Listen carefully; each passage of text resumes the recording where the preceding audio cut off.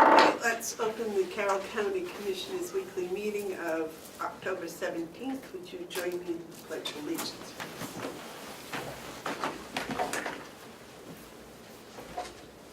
I pledge allegiance to the flag of the United States of America and to the republic for which it stands, one nation, under God, indivisible, with liberty and justice for all. Okay, I wait a moment, a motion on the minutes, please. So moved. Seconded, I'd like to offer an amendment, not so much a correction. Wait just a second, sure.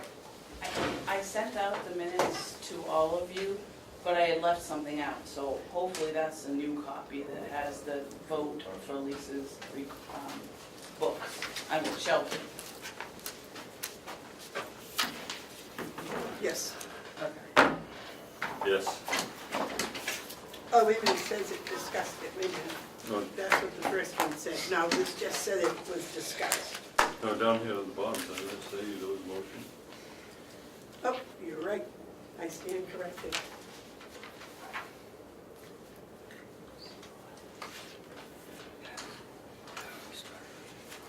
Okay. So it's my correction. Mine is, under public comment, Yep. and I did indeed make those comments, and I don't withdraw them, but I don't think it's the practice of this Board of Commissioners to put verbatim comments under public comments. We usually put, and should put, only what the subject matter is. We do that so that we don't just flood the minutes with public comments, because that's not the purpose of the minutes.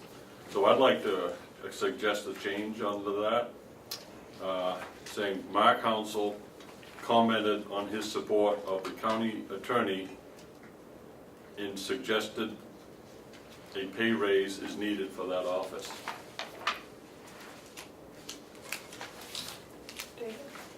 I think Mark is right. I'd like to have his statement that he just read. But also, I think he did read this entire thing, that it ought to be on another piece of paper and attached to the minutes of the story. And what he just said is perfect under public input. Wait, didn't we agree to put the actual statements No? on file? On file. On file, yes. On file, but not in the minutes. Yep. I don't deny I said these, I just don't believe that this is what we want to do with our minutes, is start opening the floodgates of people coming in and making whatever comments. I do think it's important, as we have done recently in the past, to just mention what the public comment was and who made it. You don't have a problem with you taking a copy of this from here to here and attaching it? Oh, not at all, to the not, packet? not at all. I just don't think we should be, and we haven't been, I don't think we want to set the precedent of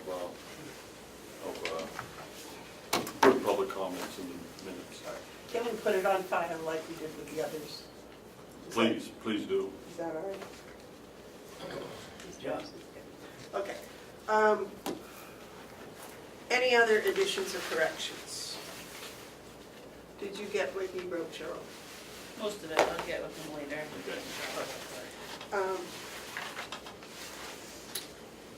The motion's been made and seconded to approve the minutes as amended.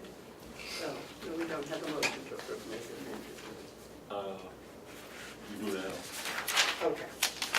All those in favor of motion to accept the minutes as amended by Commissioner Hounsel, say aye. Aye. Aye. I just marked these amended. I don't know if you gentlemen want to sign them now or wait until next week. I think we need a clean copy for next week. Okay. All right. Is there any media questions? Any public input? Yes, ma'am. I'm somewhat hearing impaired, and when you look down to read things, it makes it very difficult. I'd like to ask permission if I could sit closer to where Please you do. are. Oh, yeah. Do you have public Sit right input? here, Susie, maybe I can convince you not to be a Democrat. Wait, we're not talking politics in county commission meetings. Thank you, Susan. Did you have a public input, Susan? I do. I have Would you several things to ask about, and perhaps by the end of the meeting, my questions will be answered. The first one comes from this letter that was in the newspaper, written by 4 residents at the county nursing home. And I would like to think that somebody will address pay equity issues. I was in the nursing home recently and said to someone, "What's with this letter to the newspaper?" And this woman responded to me, "Well, I haven't had a pay raise for 3 years." A little knowledge is a dangerous thing, I recognize that. And maybe that person has had other increases, maybe insurance or maybe personal leave or something. But she had said to me she hadn't had a pay raise in 3 years. The points made in this letter to the editor, they sounded sensible. And maybe by the end of the meeting, I'll have an answer to that. The farm committee, the former farm committee is now the land use committee, and I would like to hear a report, being that we're 3/4 the way through this fiscal year. I'd like to hear what the land use committee might have addressed in terms of where we are with the operation of the farm. It looks to me like the revenue for a Grafton County farm is $500,000. Not saying that they don't have additional expenses that diminish that greatly, but when you look at the revenue there and you look at the revenue, at least for 17 here, there's certainly many things seemingly that could be done. In my head, I also know that there are many, many young and new farmers who are working around the county as they are nationally to develop reasonable farming operations. I have heard, and I have not followed through on this, but I've heard that there's a move in Carroll County to do away with the hoop house and work of the extension service on the county farm. I would like to hear an answer to that, to stop that rumor if it's not true. Our small towns have economic development councils. They seem to be doing good things. I wonder what would happen if the county commissioners attempted to pull together those small economic development councils and to have a day when people could come and talk about economic development in Carroll County. Something left over from many years ago is shooting range. The shooting range at one point was releasing a lot of lead. In the last year, there have been a lot of reports about lead contamination in water and lead contamination in buildings that have come from indoor shooting ranges, and I just wonder where the county is on cleaning up that. Concerns me that we do see a shooting range right there on the side of a water basin up on going into Conway from Madison. Who takes care of that sort of thing? Who looks at that? Who's our environmental protection folks that are paying attention to lead contamination?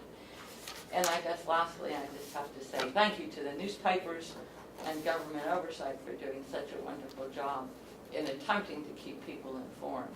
It would be nice to hear more from the county about the positive things that the county's doing, the initiatives that you're undertaking, projects with the blueberries got good coverage, the projects with the Commissioner Babson's project with the pumpkins got coverage. What about some of the other things that you're doing as a commission?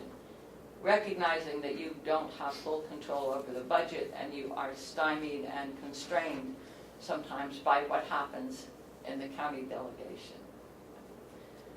That's all I have to say. I'll sit through a meeting and hope that some of those things will be addressed. Oh, most important, the reason I really can't has to do with assisted living. And once again, I know that you don't have total control over what happens with the delegation or what happens at the nursing home. But I would like to bring to your attention the fact that there are very many people in Carroll County who need assisted living. I happen to be working with one of those persons.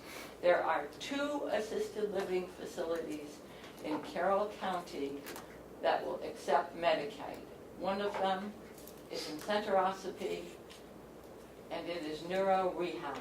And the second one is in Tamworth, called the Community Living Center.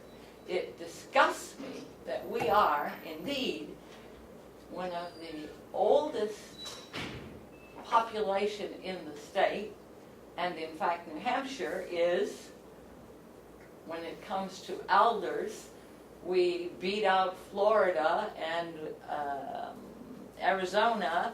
Our median age population in New Hampshire is 50.9.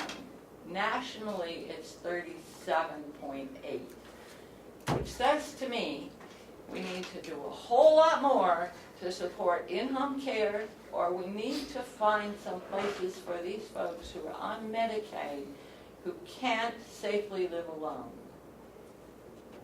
If you go to the nursing home, indeed, or go to the hospital, you indeed may be put in a nursing home and they may indeed accept Medicaid.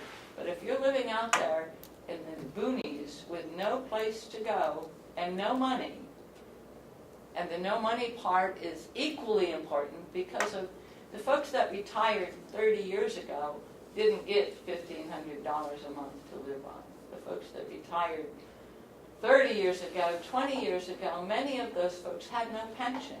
They have to live on Social Security. So, thank you for doing all that you do, and I'll listen properly for the rest of the meeting. Thank you, Susan, for your input. Chairman? David was Oh, first, I'm I sorry, think. I'm sorry. Well, I didn't know whether we were gonna answer some of the questions or just take it as public input. I think they're very, very good questions. And we could answer all of them if we chose to in public input, but we don't choose to do it. Representative Boyle offers us an opportunity, I think, to talk about things that often don't get talked about. And I appreciate her coming in because everything she's mentioned is something that should be discussed and should be discussed in open so that government oversight or the papers who aren't here today, but that the people can hear this discussion. It's an important one. We're also fortunate to have one of the new commissioners. Both of them are here. One of them will be sitting here in January. Terry McCarthy, who is the Republican nominee, who's been coming faithfully for several weeks.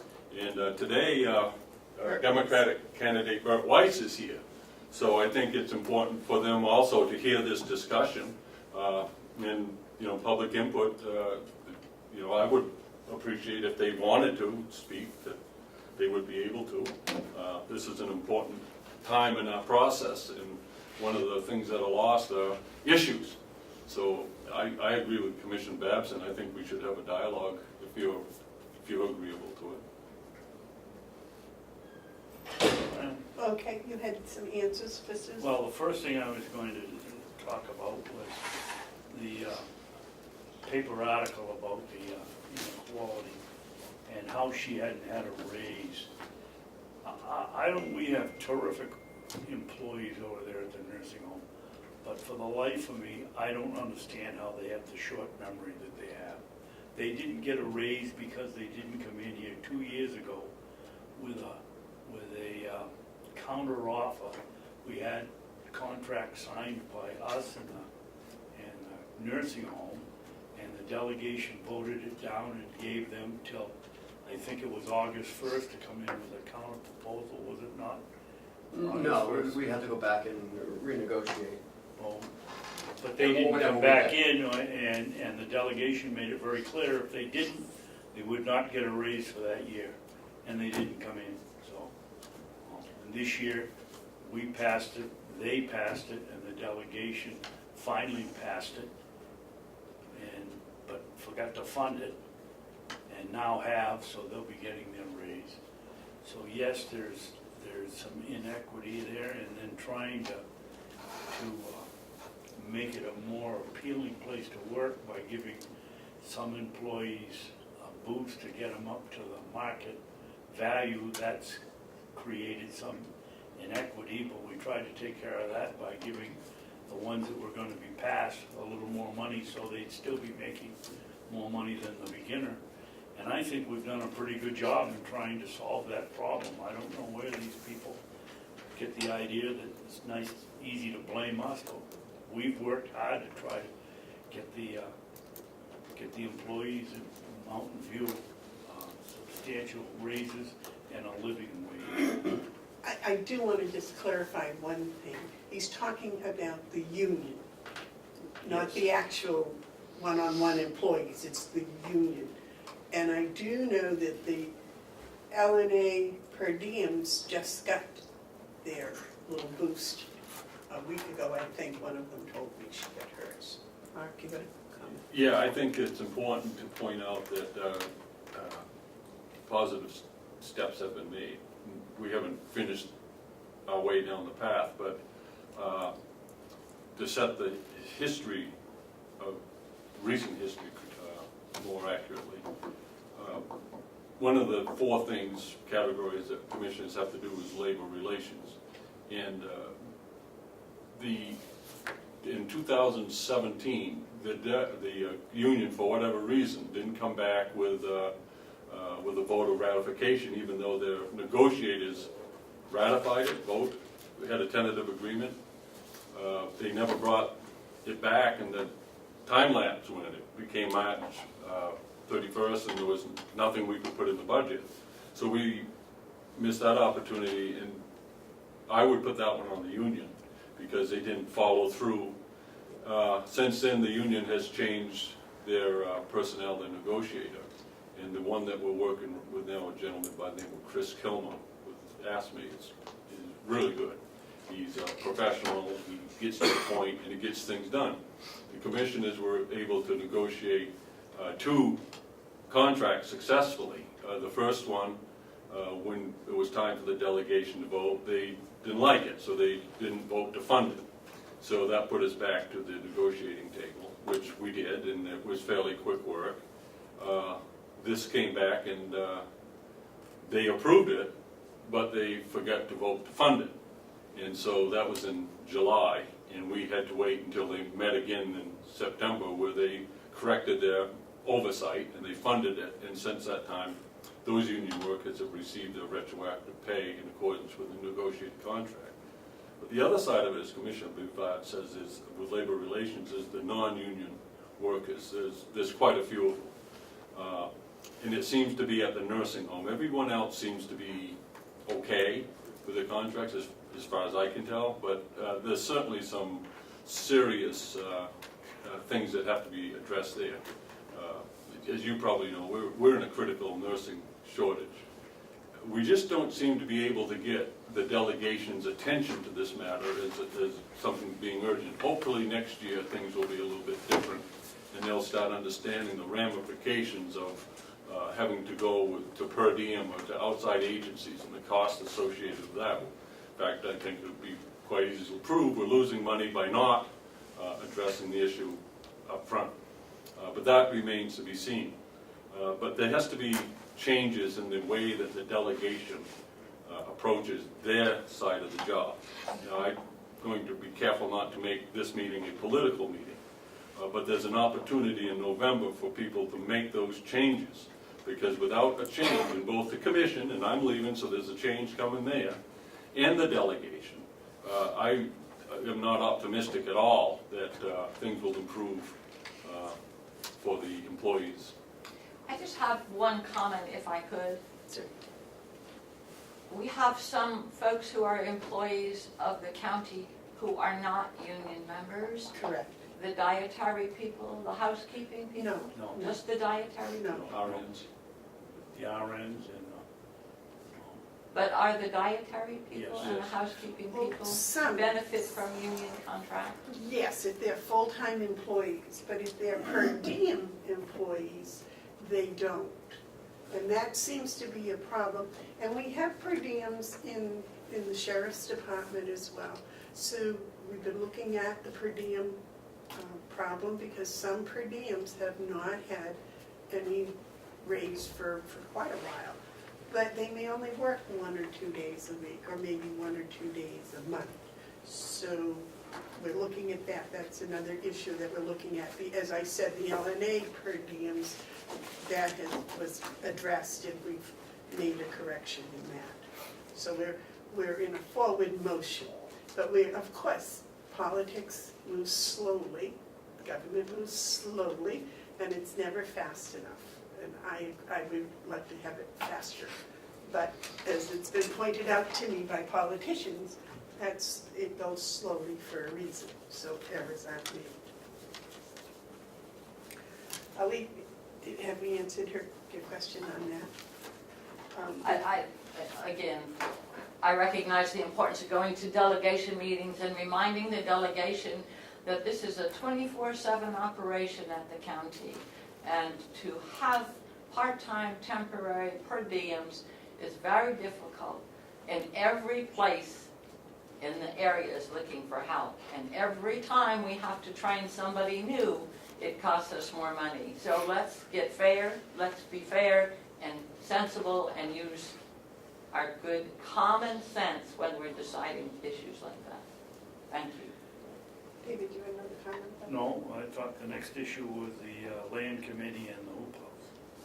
Well, okay. You want to address that? Well, unless you do. We haven't heard anything about leasing the, was a mention made the other day about leasing the hoop house. That's our responsibility, not the delegations. They shouldn't be here micromanaging it. They set our budget and we'll work around that. As far as I know, there's no thought to leasing out the hoop house. UNH was instrumental in helping us get it. And the research has been going on there successfully in the last 3 years. And there's as far as I'm concerned, no need to change the setup right now. Olivia Saunders does her work out there, and she does. We had an evaluation at the Cooperative Extension Advisory meeting last night, and it was her turn to come up for a promotion at UNH, and I think she got outstanding in every category, and we're lucky to have her, and I see no need to change it. But I was, I can wait for you. okay, well, because I am on the land use committee, and what we're doing now is working on getting the trails actually up and running, up and walking, actually. We're looking at the long-term use of the land so that it stays in agriculture. The box is wide open, so any suggestions, any ideas that you want to bring forth, that would be more than welcome at the Land Use Committee. I do know that recently the chairman has resigned. The chairman has resigned. He's been doing it for a long time, and he says he has other things to do, which I understand completely. So we're looking for a new chairman and a new member if you'd like to join. But we've been looking at all of the assets that the farm itself has, buildings, water supply, things of that nature, and looking at all the different options. They are I believe, in the process of doing a survey that's going out to not just farmers, but to the county community, to see what types of products they would be interested in using or seeing coming from here. And the Educational Learning Center is still on the table, nothing's off the table. And what the land use committee does is when they come up with an idea and they work through it a little bit and it looks to be plausible, then they come and they report to the commissioners, just as they did with the blueberry fields. They found somebody an idea for the blueberry fields and banged it around and then brought it to the commissioners and then went back and implemented a little bit and then came back to the commissioners with a report. And the last time I was down there, the Boy Scouts were camping and working on the blueberries. And so, you know, it's, again, it's slow. I'd like to wave my magic wand and make it all happen tomorrow, or yesterday, actually. What else did you ask? If I could. I wanted Yes. to, but I wanted to chime in on the land use committee. And as far as the hoop house goes, that's just one of those assets. So anytime an asset is discussed, or an asset comes up, they discuss possible uses. There is no, that's, you know, just talking right now. You had something you wanted to say? I do. I want to speak of the land use committee and also farming operations in general as a county activity. When it comes to the land use committee, I'm not going to be critical of their work because, you know, any committee work is tedious and the moments of elation are usually few and at the end. So I respect that these two have farming experience. I have none, other than having to weed the garden when my father told me to. What I would say about the land use committee is it falls in the category of the ox is slow but the earth is patient. You know, there have been some positive strides made with the blueberries, and also I like the idea of the equestrian path possibility. As far as a farm, I said the first meeting I was here, and I'll say it the last meeting when I go, I don't believe it's a function of county government to provide farming services. I think it's a nice thing, and I think it sets well in people's idea of what we could do, but I don't see that that's something that really is beneficial to county government. But, you know, you gotta be open to things. There's one thing that I did wanna bring up, because I had plans on promoting this if I had stayed, but I think it's a good idea. The state of New Hampshire is desperately in need of beds for mental health patients. We're even calling it archaic would put too much of a modern spin on it. The way we treat mental health patients in this state is abhorrent. We have a building over here that people kick around this use or that use, but nothing ever really seems to be done. I'm familiar with that building, having worked on it when it was constructed briefly. I was part of the construction crew, and I believe that that it should be considered as a possibility for beds for the state of New Hampshire for needed beds. I don't think it would take a lot to rehab that and to provide mental health services for the people of Carroll County who desperately need it. It's not something that is popular to talk about, but it is a desperate need. And every time I see this building, I see a potential to address that need, just for future discussion. I don't support a farming operation as a kind of activity.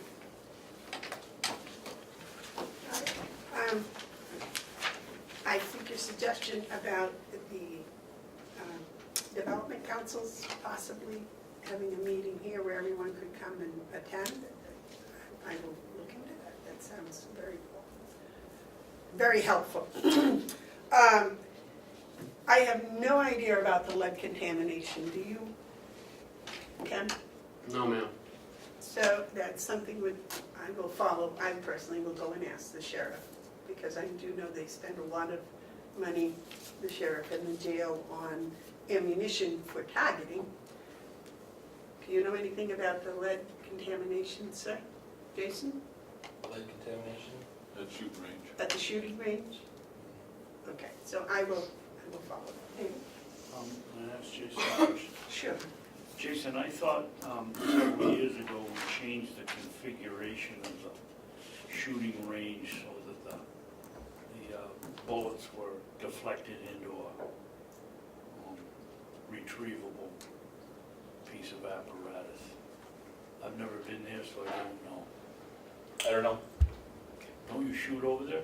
The staff does. I'm not on the transport team, so. Have you ever been over there? Once, and that was years ago, there wasn't anything there, so I'd have to ask the sheriff if he's put something over there. Or I can ask Lieutenant Baker, he's over there quite a bit. I know we did something, but I forget what it was. I'll follow them. Okay. Jeff, I'd like to see the shooting range anyways, maybe I could use it. Is it open? It's not open to the public, No. is it? Okay, as you know, the assisted living, we've been working on that, and I'm not sure at all about the comments about the two facilities. Oh, it's assisted living. I want to talk about that. All right, Because it seemed to be that many people really want to talk about that when it comes to the delegation. Even in the face of all the statistics, the 129% increase in the over 80 population from 2017 to 2035, we're already into that. This isn't just something that we think is going to happen, it's something that is happening now. And we're not prepared for it, and we're not serving that age population. What's disheartening is when the delegation, there's no response to a member of the delegation who said it's not the responsibility of government to take care of old people. Yet there was not a rebuttal from the other members of the committee. There was just a no vote for the meager funding of $10,000 to just to join with others to do a study to see what we might do. We have too many people on this issue with their head in the sands who won't even talk about it, won't even consider developing a plan. So we're going to be faced with nursing home expenses that are going to be a lot higher than assisted living expenses would be if we prepared. But we're not preparing, we're not even talking about it, we're just going to let it happen. And I predict that if we don't do something, that in a decade or so, everyone will be bemoaning how much it costs to run the nursing home. Because that's what we're going to end up having to do, unless people just think that we just leave the elderly on the side of the road and defend for themselves, which seems, in practice, to be the position of certain individuals in this county and on the delegation. That is a huge issue, and we're not serving our people by not even talking about it. David? Thank you, Madam Chairman. I agree with everything Mark said, and I'd like to add, I don't think it helps when the chairman of the delegation publicly states, I forget whether it was in a delegation meeting or an article in the paper, that the commissioners have given up on looking for funding for an assisted living. The fact was, we got one in here that didn't fill the requirements that we put on to go out to bid, and so we were going to go out for another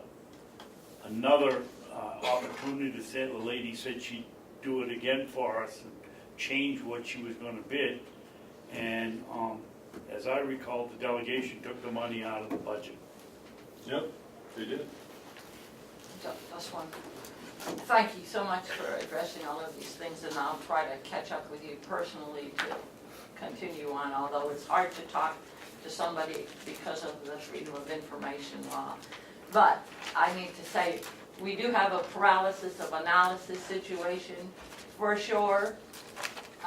We did a binder study with Commissioner Sorensen, and there was a 200-page document that was done that included survey, all the information about assets, where that's gone, I don't know.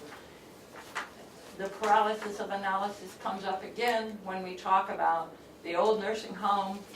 Again, how many hundreds of hours went into talking with folks about putting together some sort of a proposal for a veterans home here. And we just did it in Grafton County. Plymouth just got their millions to do a wonderful home, which they're starting from scratch, and following the work of the Harbor House, which those were folks who came and consulted with us, and we couldn't move. So, talk's cheap. We hear a lot just before elections, and let's hope we hear a lot after elections. Yeah. Thank you so much for your time. Thank you for your interest. Yes. Thank you for giving us 45 minutes of your time this morning. Should we offer the opportunity for the candidates to have public input? No, I was going to offer public input to see if there was any more. Is that sufficient? I just think it's wonderful that we have one of the new commissioners sitting here, if they'd like to speak. Is there any other public input? All I want to say is that I'm here to Well, would listen. you please just state your name Okay. and the town you're from, please? Bert Weiss, Chatham, New Hampshire, candidate for county commissioner, and I'm here to listen today. So I don't have any input, thank you. Okay, welcome, welcome. Sarah, anybody else? Yes. Terry McCarthy, candidate for county commissioner. I too I've been coming all summer, and I'm just here to learn and to listen, and I don't think it's fair for me to put any input in until and if I am elected, so. Well, thank you both for your interest and your time. All right, if we may go on, we have a recommendation for the Gatsby Award. Yes, ma'am. Last week we opened up the bids for the Gatsby. We got 3 bids. KMS Actuaries, Aquarius Capital, and Jefferson Solutions. Aquarius Capital appeared to be the lowest bidder, but I am recommending Jefferson Solutions. They are a little bit more costly, but they have done 3 other New Hampshire counties, and they are quite, and I called, and they're quite satisfied with the work that was done. So that's why I'm recommending Jefferson. Who did we have last year? We had, 2 years ago, we had KMS Actuaries. And they were the most expensive. Right, yeah. Okay, what does our finance controller, what's her opinion? She wasn't here, so I didn't have a chance to communicate with her, but this doesn't have to do with her. Madam Chairman, something like this, we should respect that it's the county administrator's turn responsibility to make a recommendation. I'm concerned about going with someone that isn't the lower price. Was Aquarius, are they qualified? Yes, all of them are. So I hesitate to spend more money. Okay. But that's just my recommendation. You know, it's a known entity. We've had 3 other counties that have had good results. Aquarius did do Wolfboro. I did try to reach out to Wolfboro. I didn't get a response though, as of yet. This was on Friday, so.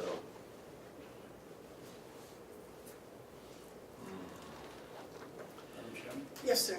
I'd like to make a motion, we table this till it's ridiculous, the amount of money we're spending, we're going out on Friday to expect an answer here on Wednesday, and I think we should table it for a week or so to give Wolfboro and anybody else that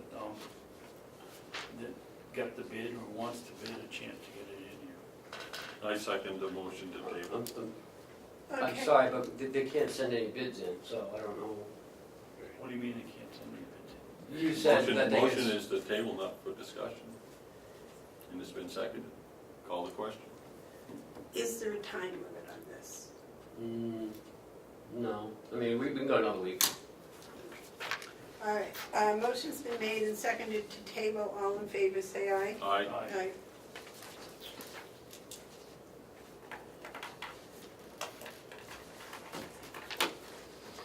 Ken, am I correct in that that's a $2,000 difference over 40 years? From 12.2 to 13.8. No, it's $1,600 $1,600. difference. Yes, Dave. Ken, when you did your research here, who did you talk to? Did you talk to people that They- that they- work Point for it? of order. Well, we've Point of order. already We tabled it. this. we table this. If we want to take it off the table to discuss it, I'll second that motion, but we tabled it. So we'll discuss it next week. The slip, trip, and fall policy. Mhm.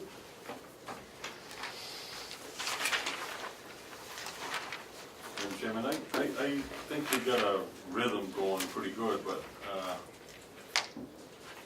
when we get the policies, like, I know it's been emailed too, but there's other things we do, but today we have them.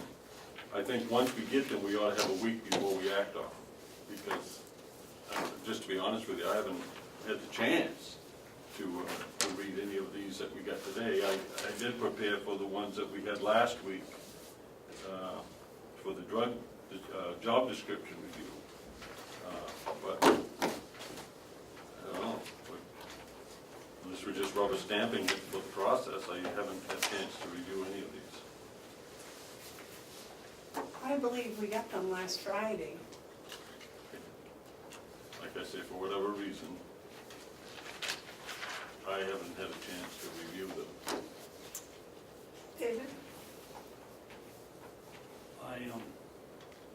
I think generally speaking that it would be a good idea that if we had a week to look at them. They did come on Friday, I believe, and I had a chance to read them, but there's no point in doing it if the other two haven't, so. Well, I have read them thoroughly. If you two are ready, then go ahead. I'm not going to stand in the way of the work you've done. I'm just saying, I haven't had a chance to read them. But that's okay. If you have, then that's why there's three of us. David, what do you want? You want to post it for next week, or you want to do it today? No, well, it's a board of three, let's include the three of us. So Well, he would like Well, to if wait we're till gonna do next it, week, no, so you I'm can- just asking you. You can educate me if we want to go through them, and you can tell me what you saw. I don't want to hold things up. Well, I just want David's opinion, and then we'll have If you three want- different opinions. Let's wait till next week. All right, we'll wait till next week. I'm pretty open. Thank you.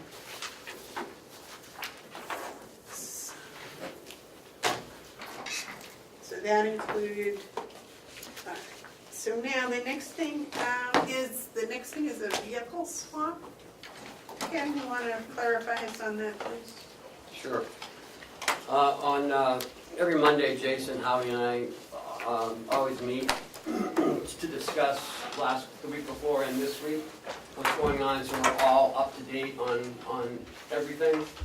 So there's no different questions, and we were talking about the vehicles that we received from the sheriff's department. This year we received two. And we have two on the road for use. Jason has several is Howie here? Jason has several that are aging out. Well, one's aging out, the other one probably is still fairly good. So would like to come to you to recommend that the third vehicle out here that has not been registered yet be sent to the jail. It's an all-wheel drive. They use it for a transport vehicle. And one of their vehicles, the Dodge Charger, is that correct? The gold Ford. The gold Ford, what is it again? It's an 08 What is it? Travel. A Crown Vic. Nice. Be sent to the nursing home. The nursing home is using resident transport more and more, and we don't have a van, so no sense in using the big bus to take one resident to a doctor's appointment. And Howie, would you like to speak on that at all? Yeah, we have a couple of things. The bus, there's a limited number of people who could drive the bus, so we oftentimes find ourselves in a bind. We actually only have two people that can drive the bus. And in the course of a given day, a car would benefit not just the medical transportation, but, no matter how well Chris plans, sometimes in order to get shot, there's a short run to Hannaford. Bob has to pick up parts. From the administration side, we'll have somebody running to Tamworth to pick up a criminal background check. From a social service mission point of view, like today, Carol will be running out to Effingham to interview a potential client. So and we have made good use to the degree that we can with the cars that are available, but sometimes they're not available, and sometimes what we have is people just running out on their own and not putting in for reimbursement at all, because it's easier when you gotta run the Hanford just to do it. It would be better, but as Ken outlines, the most important reason is gonna be for the medical transport. So that we're obligated, and we have to pay, we're obligated for our skilled residents. Today, we have 5 skilled residents. If they have an appointment, we can't use Lifestar. Well, we can, if we're willing to pay it. But we don't, if we can transport on our own, it saves us $200-300. So with skilled, we choose to transport on our own. It would help save us some money. And the Crown Vic's a little roomier, as you all know. So that would be better with transporting residents. It'd be very easy to get them in and out. Well, I disagree with you, Howie. It isn't very easy to get some of these people in and out of the car. That's why they have vans with lifts, because they go in a wheelchair. For me, Why don't we see when we're signing the bills, why don't we ever see anything for transport of? because the Lifestar we use, it's billed directly to Medicaid. And the skilled, which we're responsible for, isn't billable because we use our staff and our bus. And even if that's a trip to Manchester or Boston, we're obligated and we use our bus and our staff. So you'll never see a bill for that. So we never, as commissioners, we never know how much we're paying Lifestar to all these people around. Correct, because that's actually billable from the individual's Medicaid payable directly to Lifestar. There's no county expense involved at all. So the only county expense is when we take the bus. The bus for our skilled residents. And of course, the complicating factor is when somebody goes to Manchester or Lebanon, that bus is gone for the day, so any other trip during the day is not possible. There's no other vehicle. To refresh your memories of, we released a van, I think 2 years ago, and that was wonderful to have that second vehicle, but Bob felt, and I agreed, it was getting so old, the cost of keeping it wasn't worthwhile. And we've done reasonably well without it, because we were able to get most of the transport put onto Medicaid and cut down the number of transport. But now we find it creeping up again with our skilled. Our skilled people coming in are immediately needing to get back to the orthopedist or x-ray or other services. I find it a little concerning that we have a vehicle that's aging out for transporting prisoners, but we can put our elderly into it. Well, it's a two-wheel drive. We would only be going out in good weather. We're not gonna put our residents or anybody at risk. So we don't have the need for the all-wheel drive that corrections or sheriff would have. These are we have last 2 vehicles left that are rear-wheel drive, that part of that plan of getting them out of our fleet at some point, or the last of that. Leftovers, the goal was to get 2 sheriff's department vehicles eventually when they had all-wheel drive, and we'll remove those out. So currently, they're using these smaller vehicles, and I mean, it is a little more difficult to get a resident in the smaller vehicle than it would be, like a, You've transported residents Oh, yeah. in one of these vehicles out No, we here? do that All the time. whenever we can, we do. But we're never notified of it. There's no cost involved. Is it written in the book? Yes, we make arrangements with Cheryl, request the use for medical transport and do it that way. and again, it saves us money because we're not taking the big bus out. Plus, trying to park a bus in downtown Boston is, as you can imagine, a little challenging.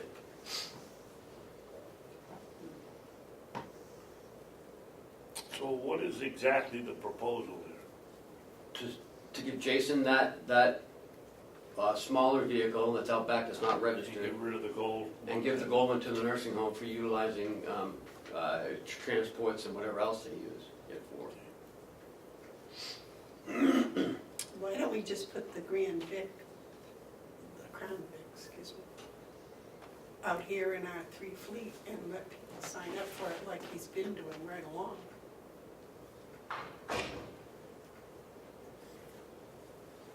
That's been working well, hasn't it, Howard?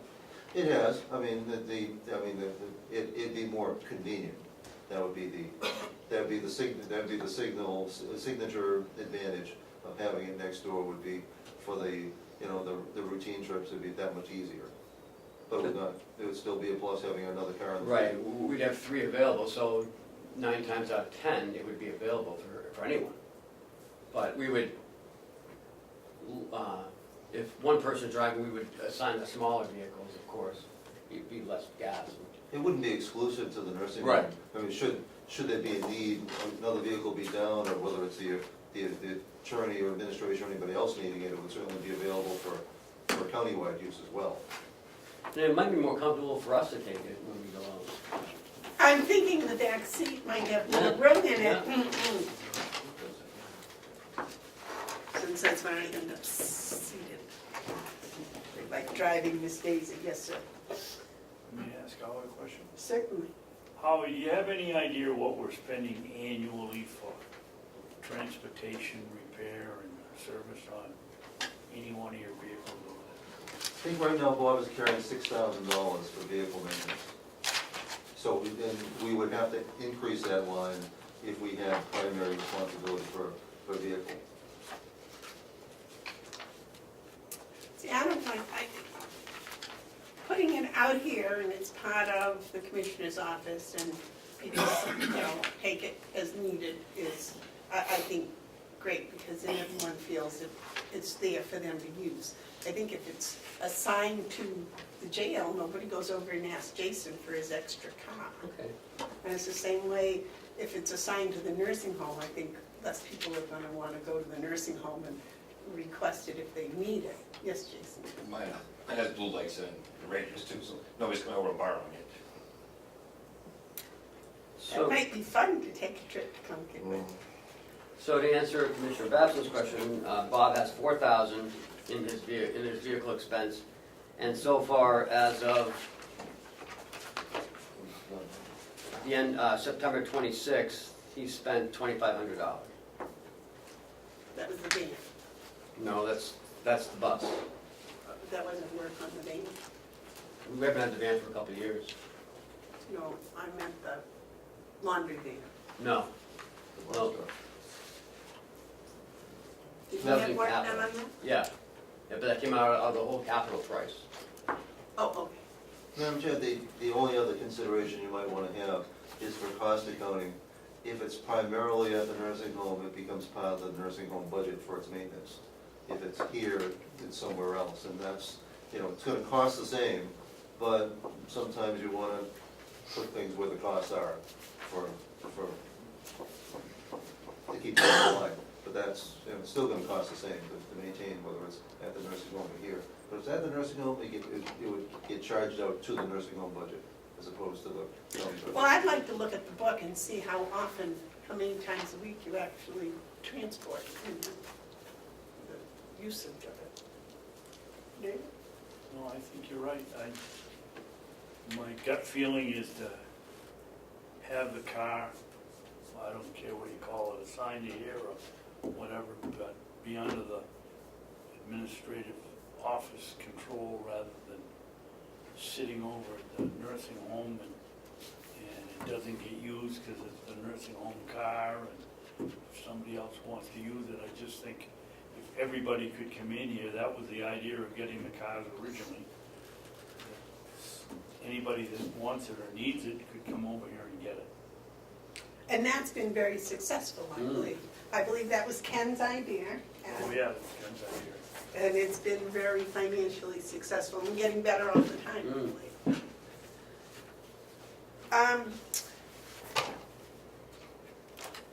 So if that would be possible, I would, I don't think I have any heartburn with keeping it over here and keeping it part of the fleet.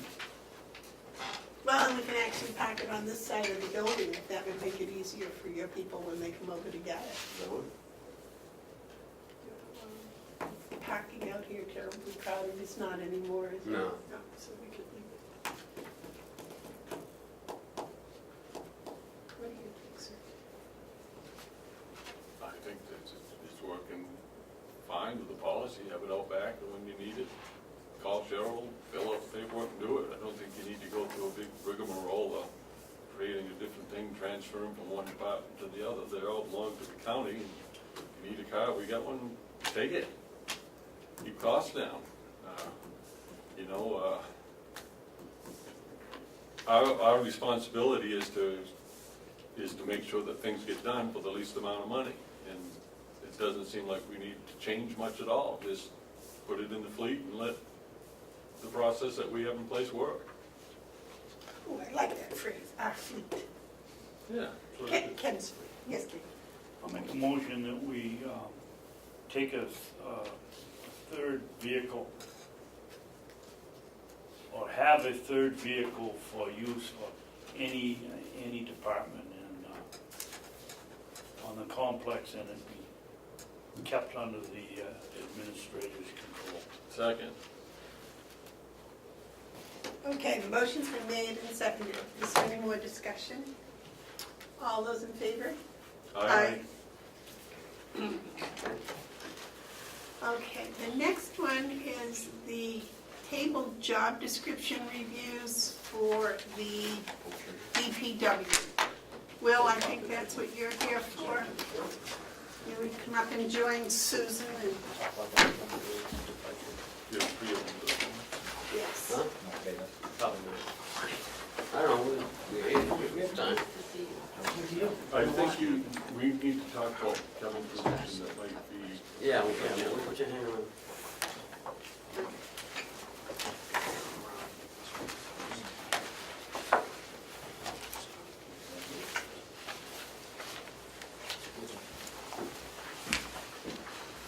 You didn't have to move. Yeah, I want to see. It's really hard to see from here. I didn't even know how I was here.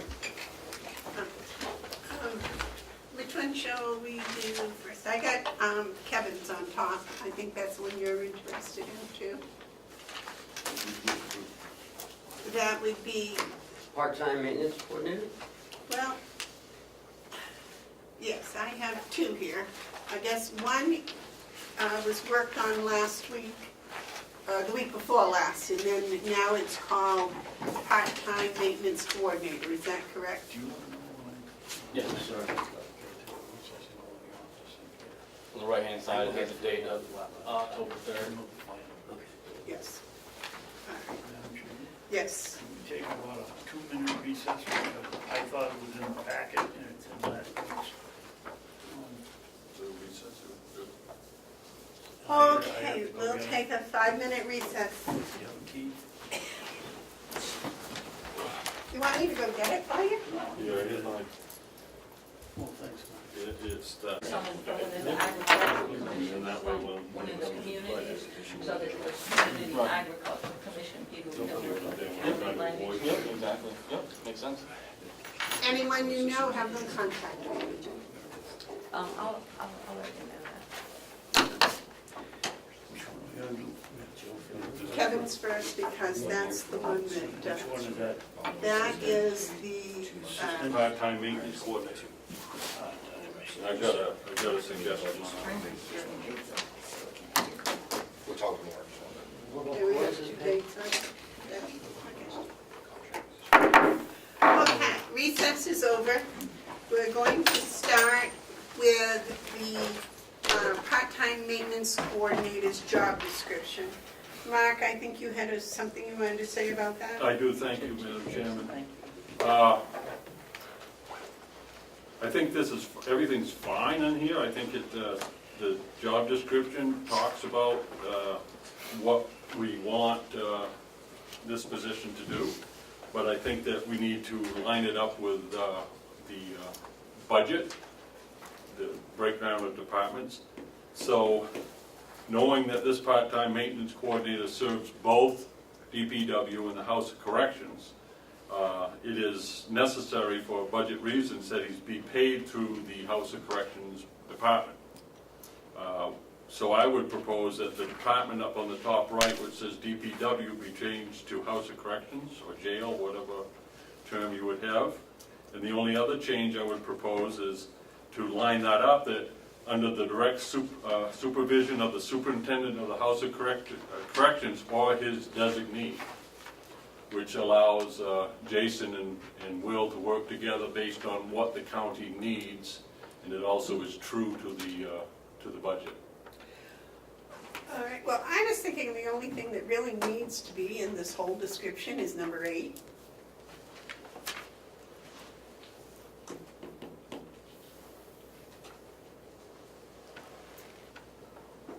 Well, you got Because that's what he does, right? He does a lot. Well, he does more than that. shovel snow. He mows the grass. But he's always supervising inmates, is he No, they're not? not out there, because they're in a class, he's not supervising them, he's So not a then- teacher. Then he's not working for the House of Corrections, he's working for DPW when he's not supervising inmates. Madam Chair. Yes. It just says, under the House of Correction or designee, will be the designee of his doing his work. It's just, for budget purposes, it's there, but designee is will. He gives him his work. When he's not working with inmates, he does a lot of other things, including did a beautiful job on our driveway over there, but does a lot of things for the complex. And when we have inmates, yes, he does oversee the inmates too. So does Will, and so does Mark. Yes, well, I think it's, a lot of these things, and I think we're gonna discover that within my department are kind of morphing and changing due to a lot of different things, and one being the amount of inmates.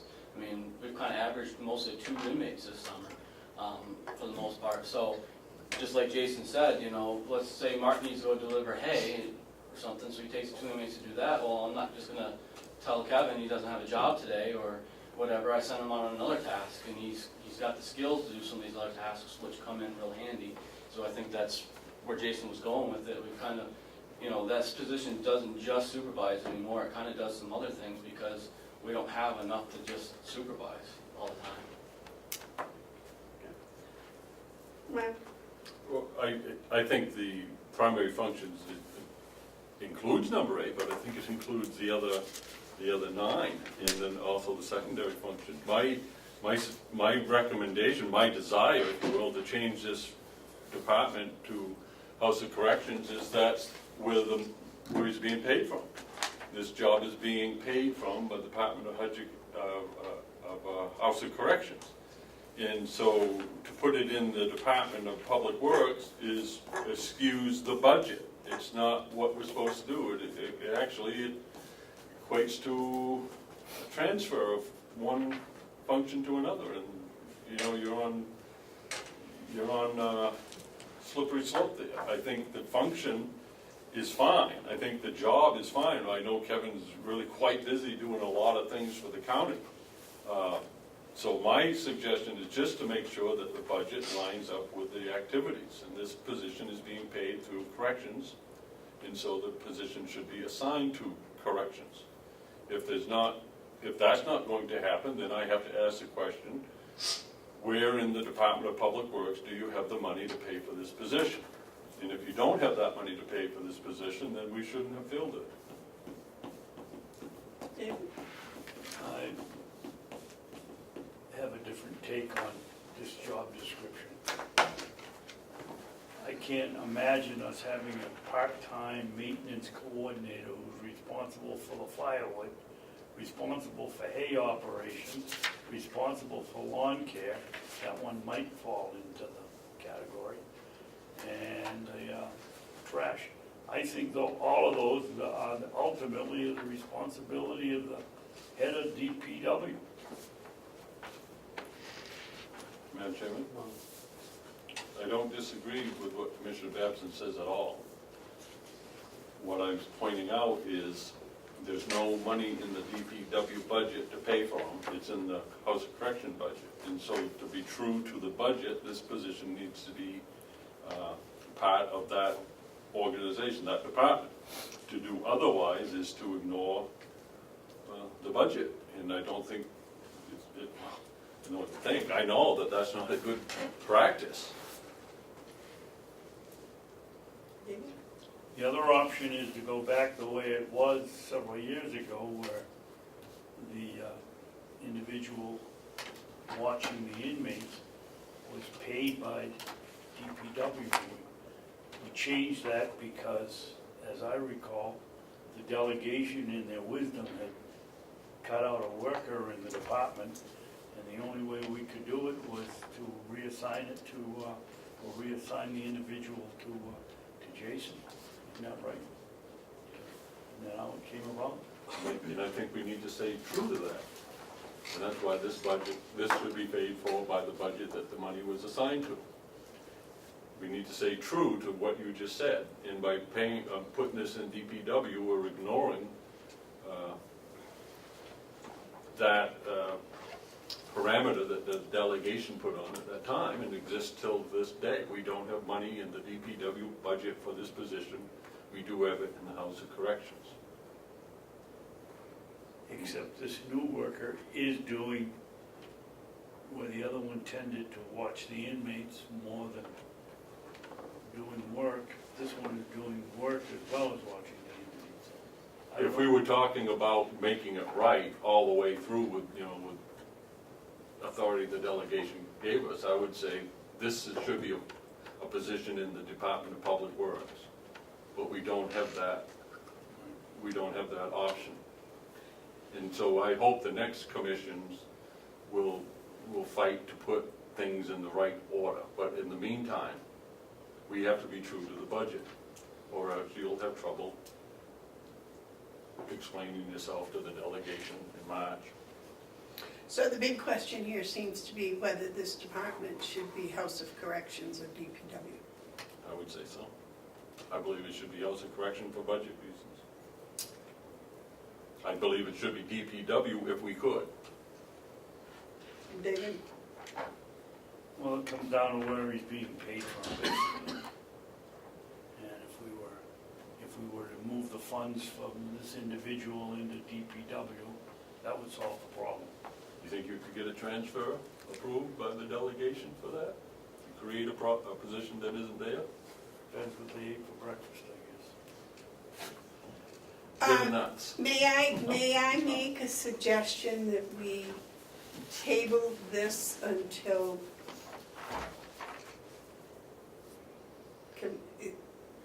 would we know by January? I don't see any, Yeah.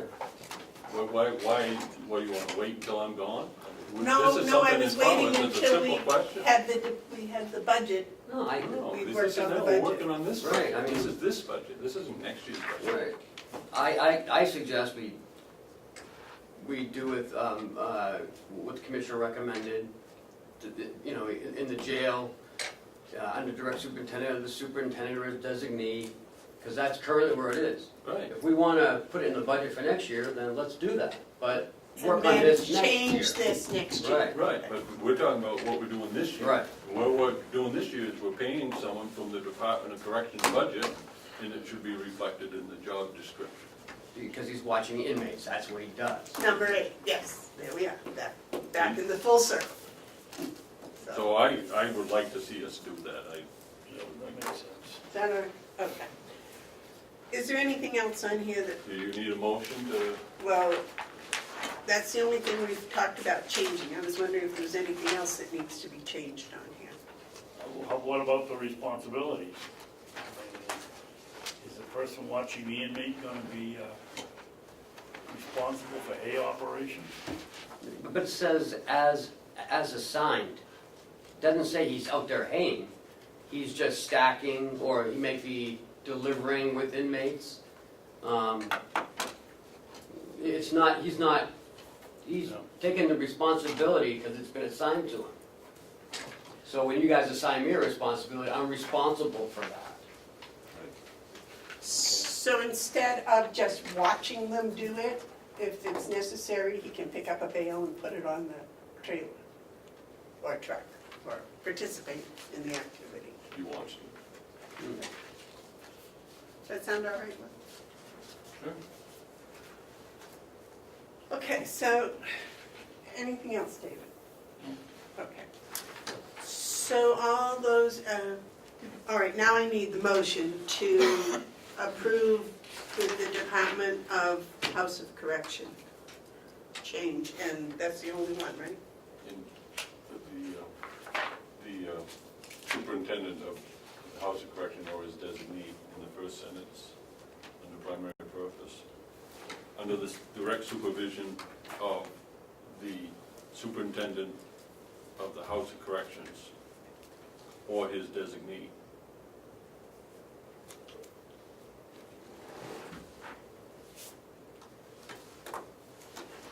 And if you're gonna make it, Mark, please put in, You make it. this is your thoughts. Put in what, then, since it's my thought, what else? Just some verbiage that we will study this in the 2019 budget, changing it. I don't, I don't think, I think we will do that, but I don't think we need to put it in the motion. Okay, I think it, you know, but we definitely need to address it. we need to do it. We do. So I make that motion, Madam Chairman. I'll second did you get that, Cheryl? The only changes I understand is the department becomes House of Correction. It reports to the House of Correction Director or the DPW Director. The jail superintendent. Jail superintendent. So can we put jail instead of House of Corrections? Yeah, whatever you want. So the department will be jail, and under the direct supervision of the jail superintendent, Or his designee. or his designee, right? I didn't think we had a jail, I thought we had a House of Correction. No. I don't know what it is. But the other thing, well, we're gonna vote first and then get it. Okay, all those in favor of amending as such, say aye. Aye. Those opposed? There may be some sign up offerings, things where we hired the person that says that it was in the Department of Public Works. If that's the case, would you look into whether we need to change that Sure. and have a new one done? Yes, sir. So we get updated? Jason's Yes, sir. I did the offer letter, so I'm pretty sure it's all squared away, and I'll double check. okay, thank you. Next is the job description for the DPW Assistant Director. And I believe this is the job that Mark currently holds, is that true? Yes, ma'am. Jason, before you leave, when are we going to get a report on your work and what happens to the inmates after they leave? We're working on it with Kevin now. He had some medical issues, so we're working out when he can come up here and do a presentation to you. And I'd like to see the delegation too, so we can do both with an update of where we're at. It'd be in like December when we present the budget. Yep. All right, does he have a preliminary report that we might see? No. No, we don't need to I can have Jim Starr do a preliminary report if you like.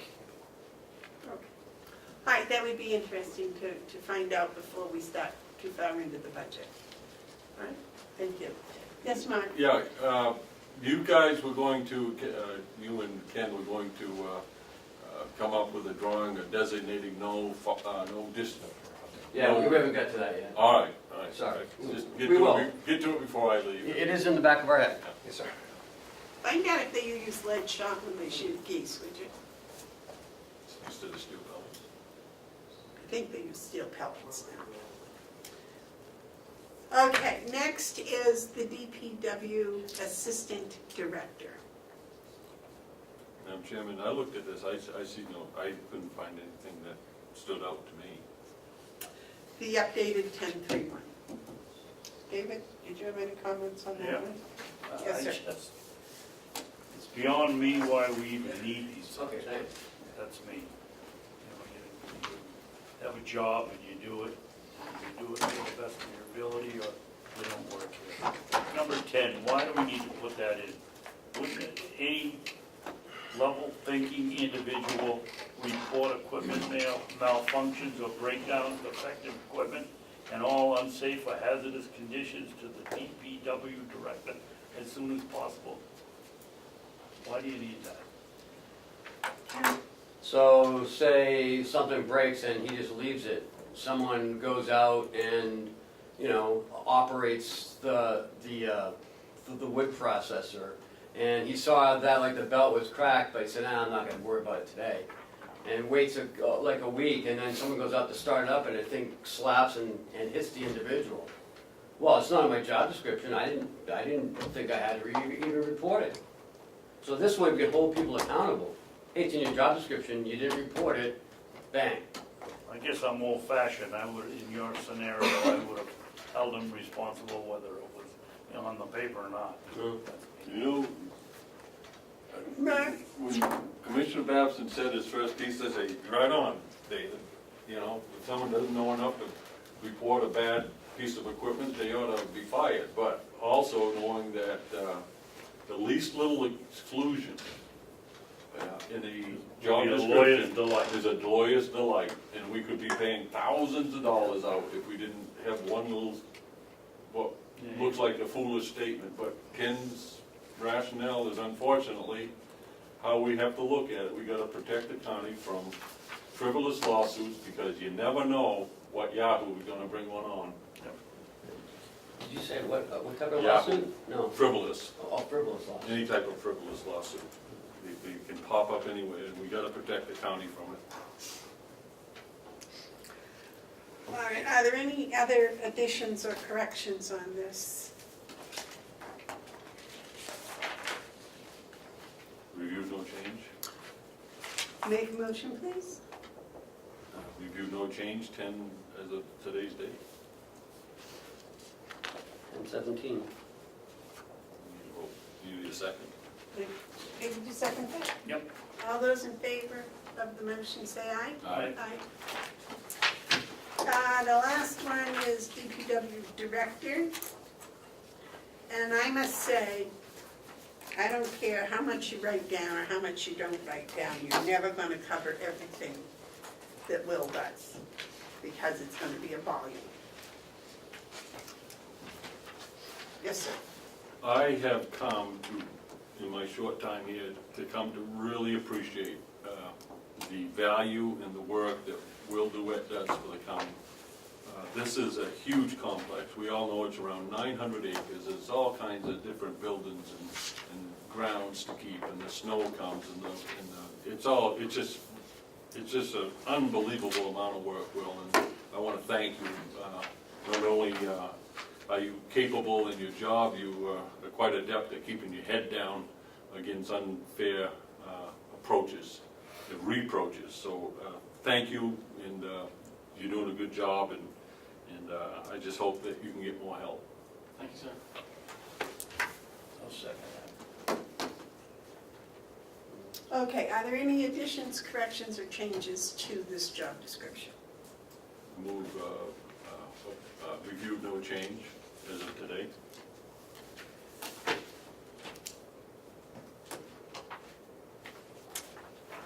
David, did you have any suggestions?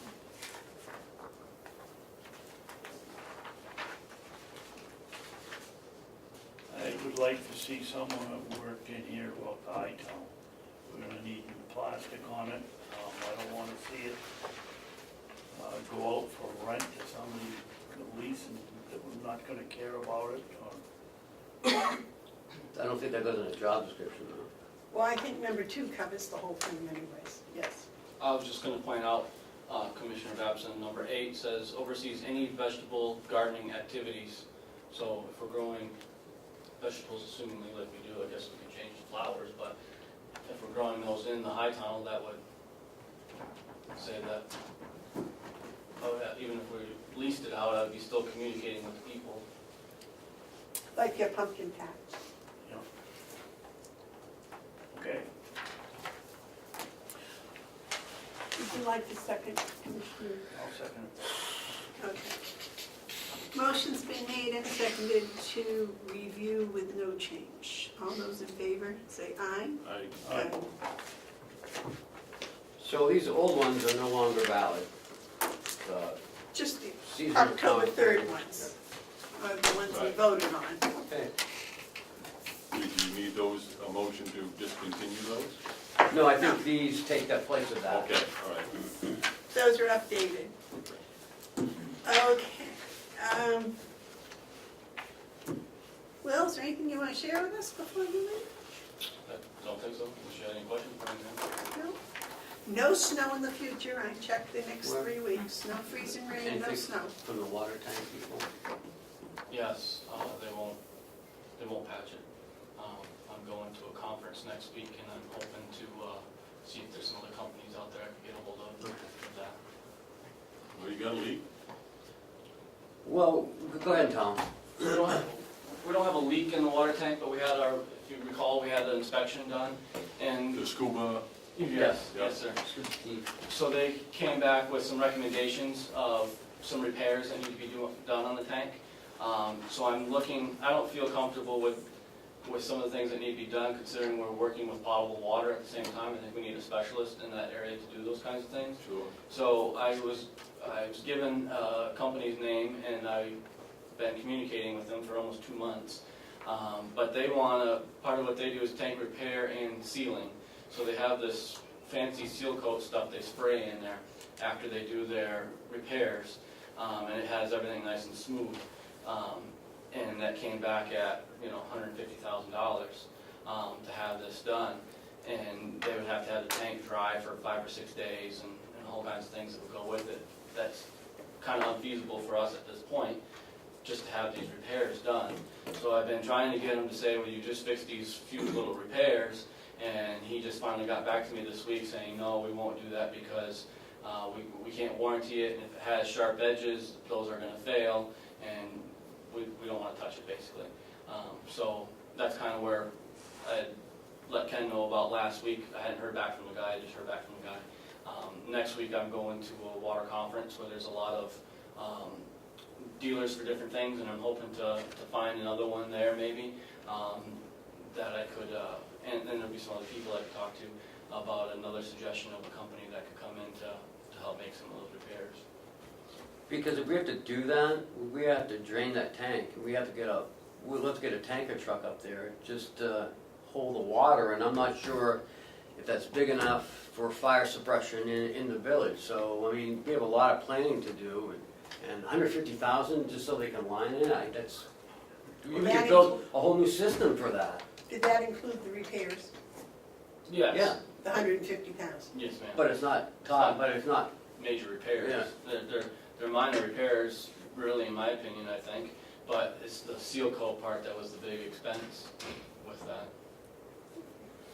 Mark? Well, what I do suggest that we do is we do an evaluation of the current condition of the tank and its expected lifespan.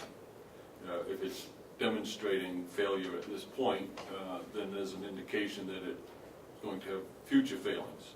So if we're going to put $150,000 into repairing it, we need to know how long that will, how much life extension that would give.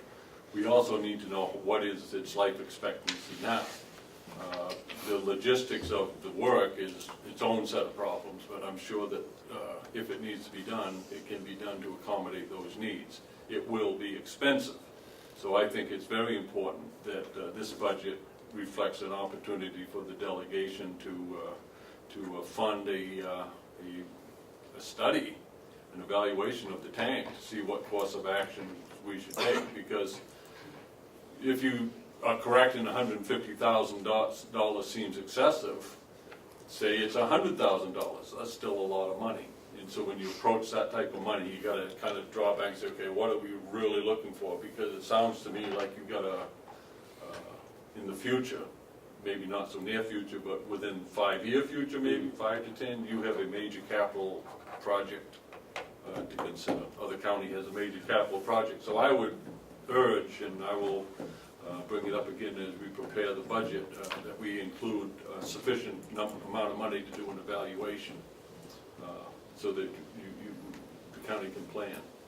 So I guess, Ken, what would be helpful is how much money we should budget, including the budget for a tank evaluation, because that could be a huge problem.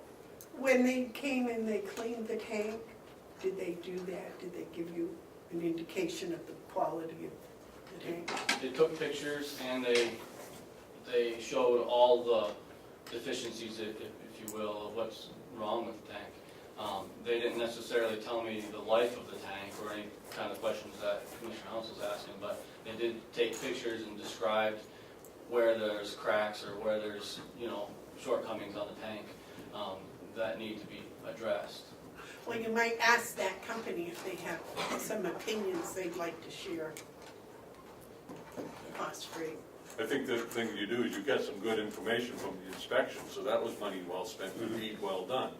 So now what you wanna do is take what you know about the tank condition and just find around. First thing is, how long is this tank gonna last without some remedial work now?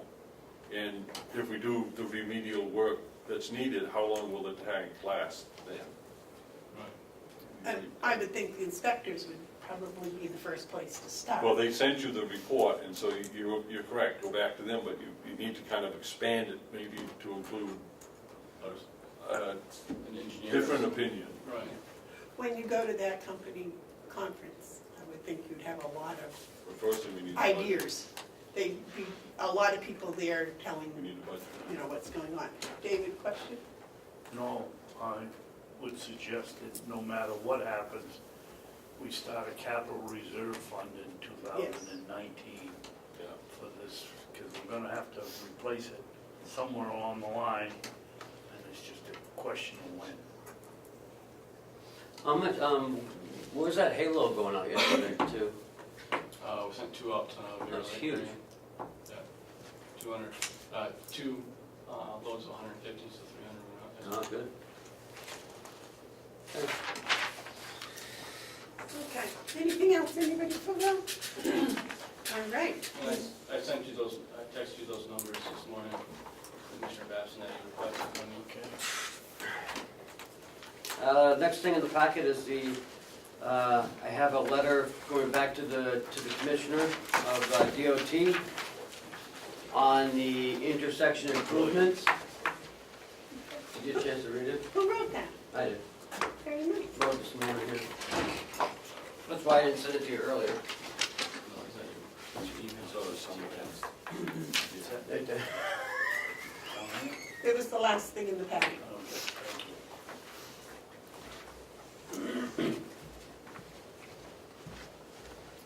You were at that meeting also, and I thought that they were going to put rumble strips on 28 also. Not until they, not until further along, because they have rumble strips, but they were gonna talk about putting the traffic light there. You know, they were talking about the temporary ones that are on a pole. Right. So I'm not sure where that is, it hasn't been done yet, so I didn't include it in the letter, but I'm not sure where that was discussed. I'm not sure if they had agreed to that or not. I was telling Commissioner Babson this morning on the way in, the sheriff was down by the Papa Cemetery. And it's nice to show the community that the county is responding to their concerns. You know, I've seen the sheriff's car in that vicinity of 171 several times in the past week, so. And the state troopers have been there too. I just think, you know, we sent that letter a couple weeks ago, it was toned up a little bit, so I think this kind of tones it back down, so the board's appreciation for acting on it immediately, and Well, can we say thank you for reacting to our letter? Probably not.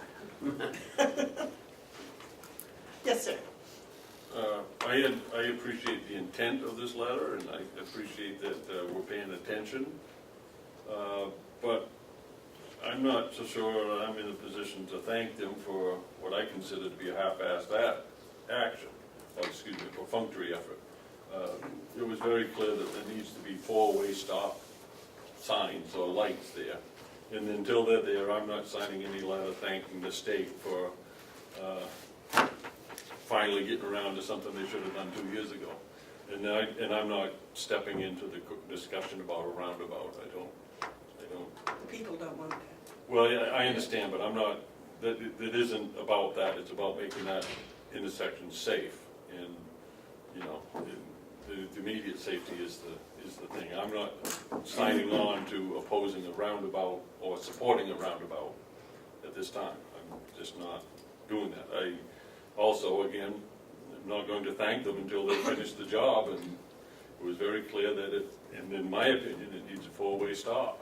oh, I absolutely. came today, I noticed that they did have done something, but I've learned that you gotta keep your eyes open, and I did, and I didn't hit a car, or a car didn't hit me that was coming through the intersection blindly. So it's still a factor of too much speed at that point of the road. I'm not willing to thank them. I sort of agree with Mark. I mean, I've lived here for 45 years. I bet you I've seen 40 to 50 accidents there and 3 deaths in the last year. And the character from DOT gave us they had to study everything and the liability, and they couldn't do this and they couldn't do that. And within a day and a half, they're out there putting the rumble strips in. You know, if we're gonna thank them, I would thank them for putting the rumble strips in. I wouldn't say in a timely fashion or anything, because they didn't do it in a timely fashion. It should have been done 40 years ago. Well, I do think that it probably was done now because of that special meeting and the fact that Oh, I'm sure it was. Jeff Bradley and Joe Kenny and the reps were there, and I'm sure they went back to Concord, and, you know, there is a little influence, yes. It was all very well and good that the people were heard. They were very explicit. It was quite exhilarating to see the power of people when they join together and make demands on this on their government. But at the same time, I sat there watching career bureaucrats understand that the process in this schedule is more important than even these people who are talking. And I don't know if you picked up on it, but I certainly did, that the hesitation to be helpful wasn't being broken. And, you know, the people who were in attendance for TOT, kept talking about studies and traffic counts and all this other rigmarole that keeps things from being delayed. I would submit that the presence of Harold Parker, representing Governor Sununu, is what was needed in order for the department to move. It's all well and good for everyone to thank all the others, from us to the selectmen, to the senators, to the reps. But on something like this, for the department to move, especially that department, it took a call from the governor.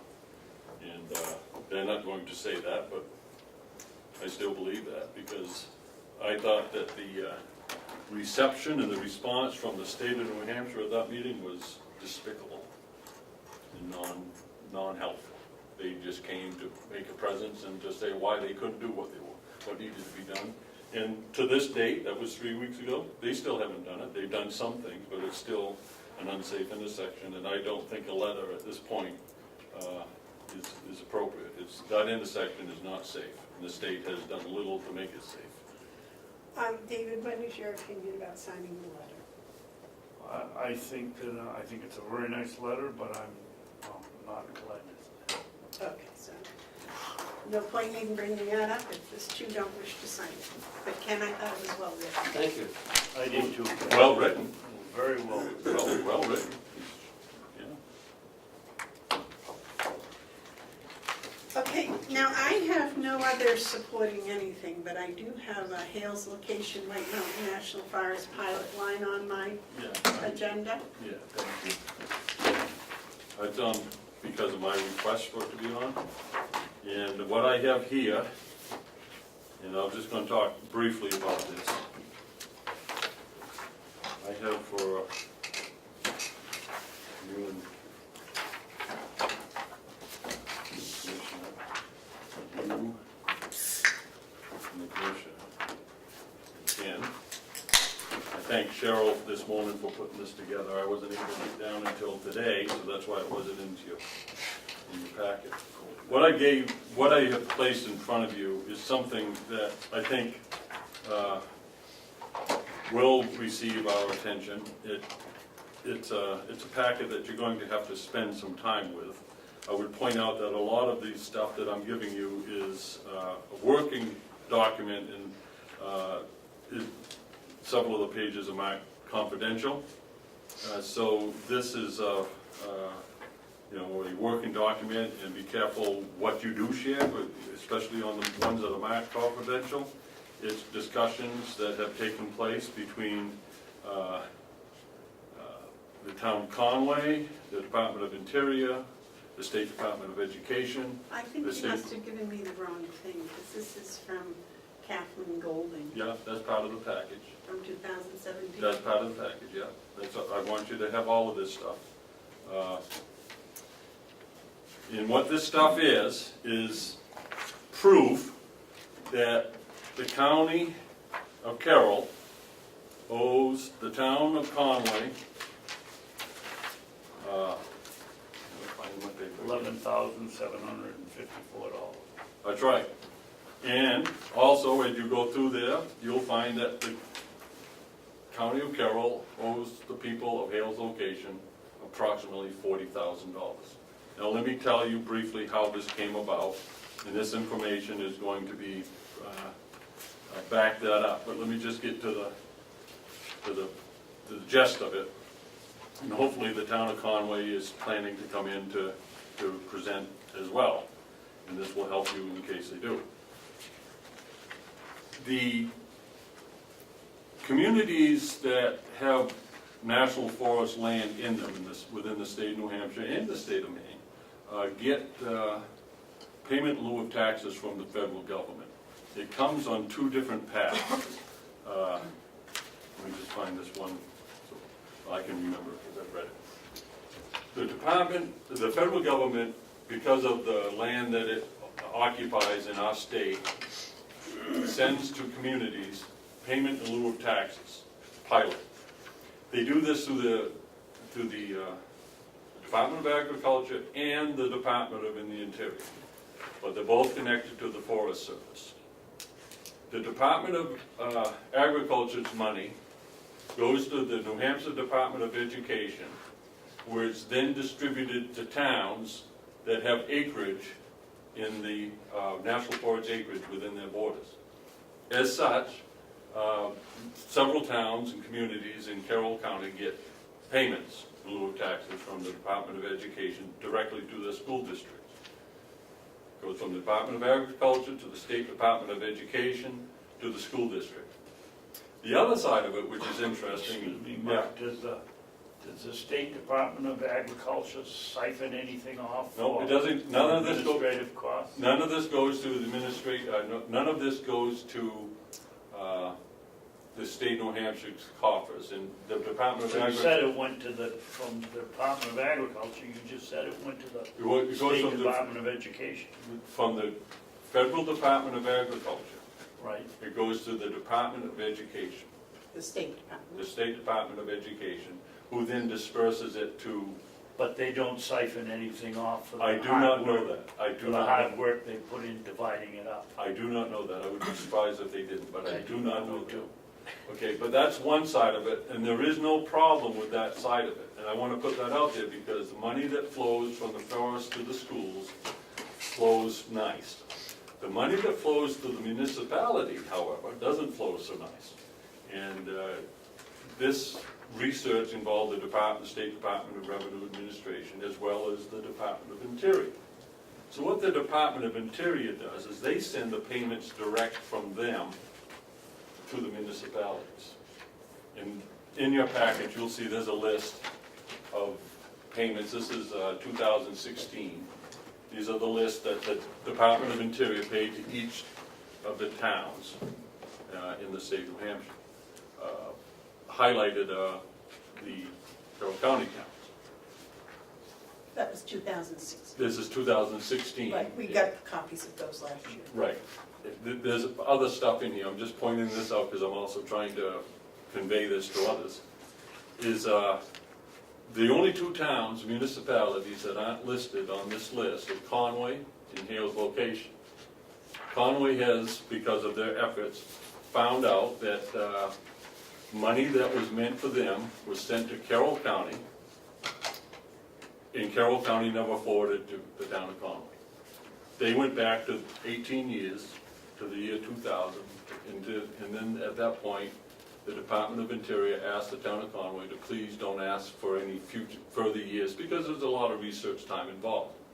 And so sufficient, they stopped their research from 2000 to 2017. What they found is over that period of time, $12,000 some odd was paid to the county.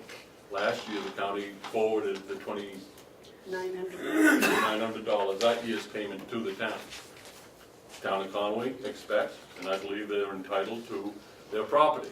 Their property being these previous deposits that were made into the county, which the county used, and there's no malfeasance, no one messed up anything, it just was not explained enough. So when the county started getting these checks paid out to them from the DOE for National Forest, they deposited them and went into the general fund and was used. All well and good. It's been used for all these years with no interest, and no one's looking for interest. But the principal, the total principal belongs to the people of Conway, not to the people of Carroll.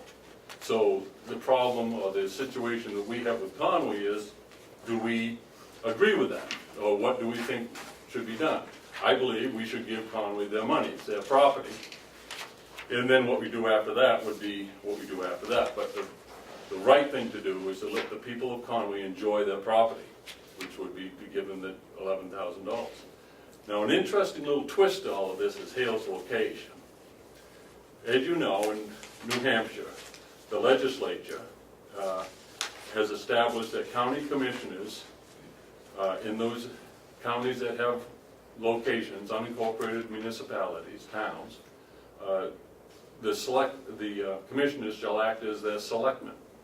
So that works and was designed for Coos County, where all but one of the unincorporated communities are. The other one being Hale's location, which is in Carroll. So the law as selectmen works in those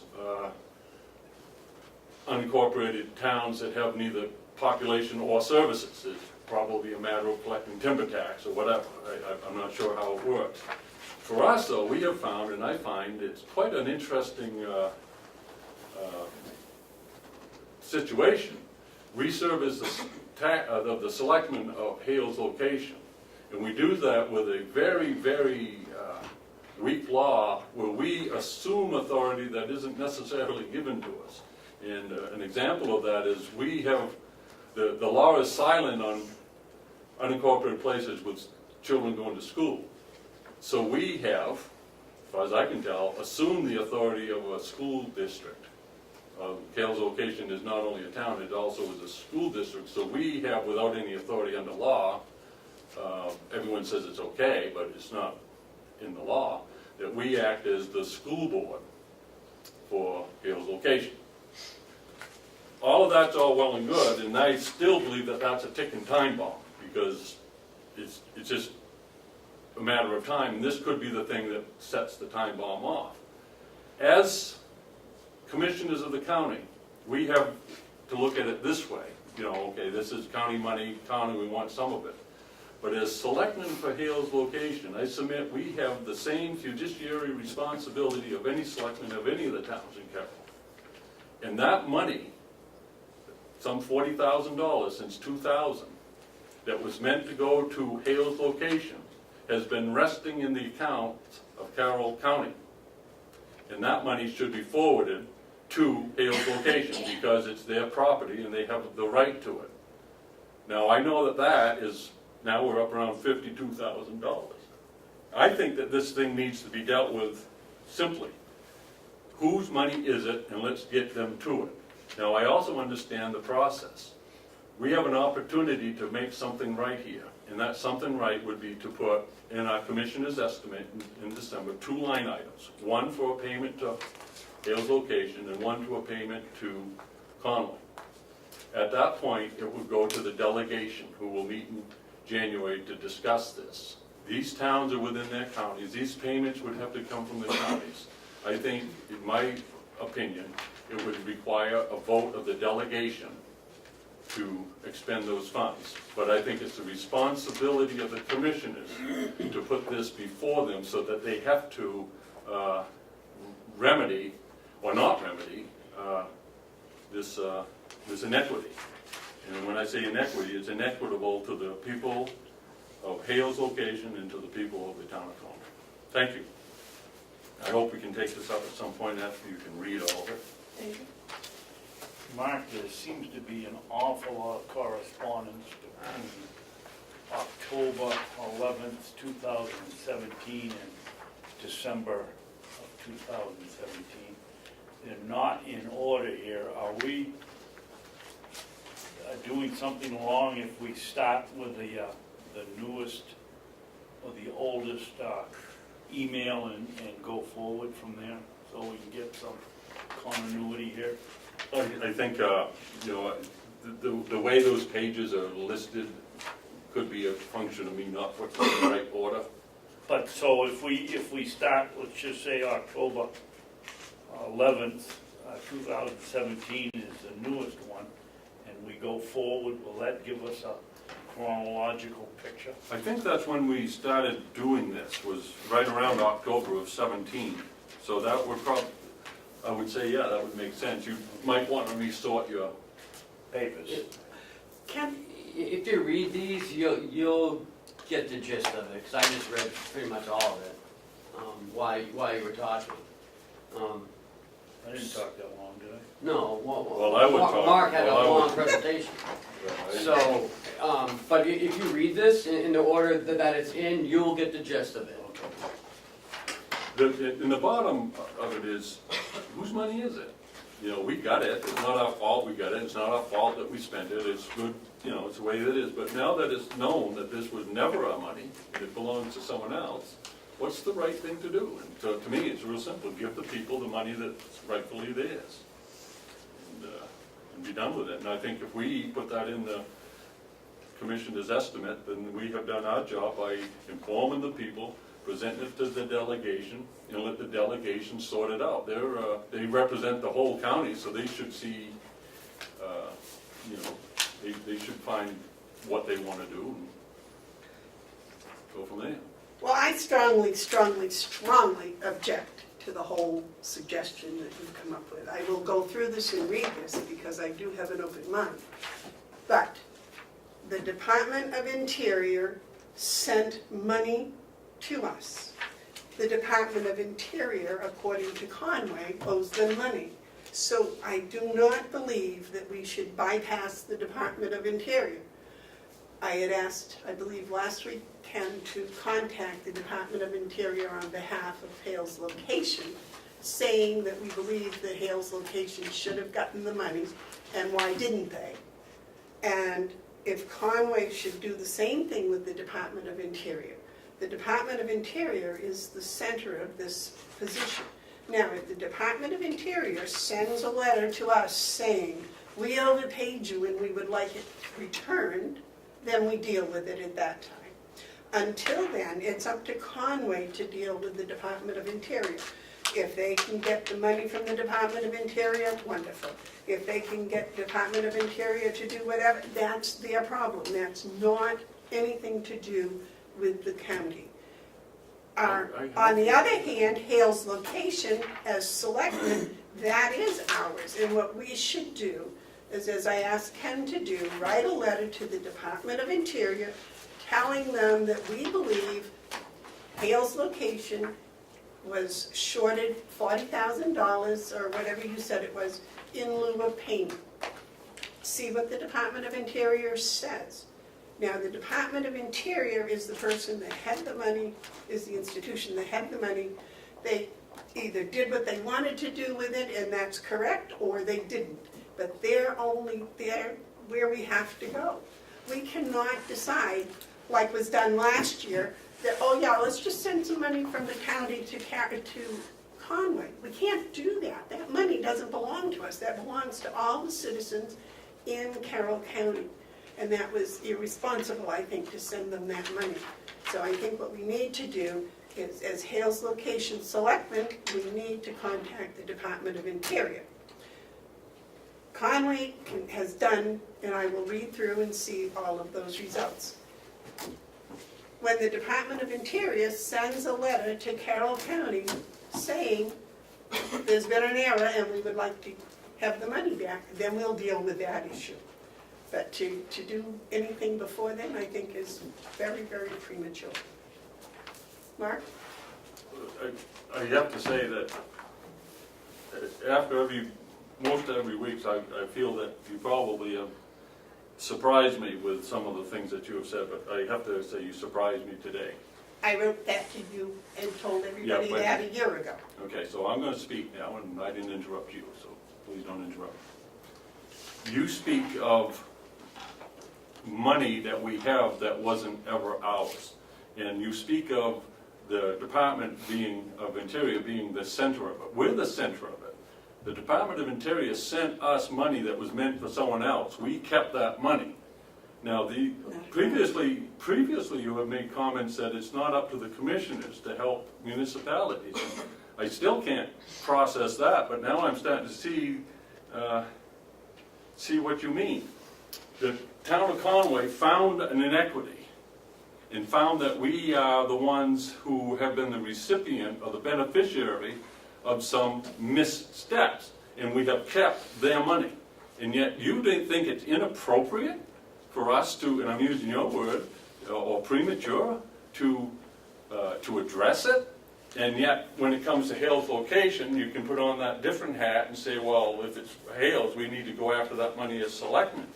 I would submit, Madam Chairman, we're all bound to do what is the right thing. And the right thing is to get the property that belongs to Hales and the property that belongs to Conway to them. Now, if it's discovered that none of this is true, then so be it.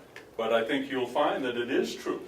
Sure, we can contact the Department of Interior, and we can get another whole ream like this. This takes a lot of work to get through to people whose job it is to deny responsibility. But we know that $52,000 that we're sitting on doesn't belong to us. And I cannot, for the life of me, imagine anyone thinking that we should fight to keep it when it's not ours.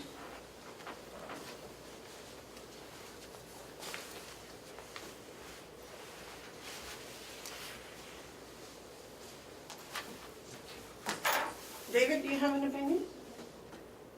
Yeah, but you won't want to hear it. Certainly do.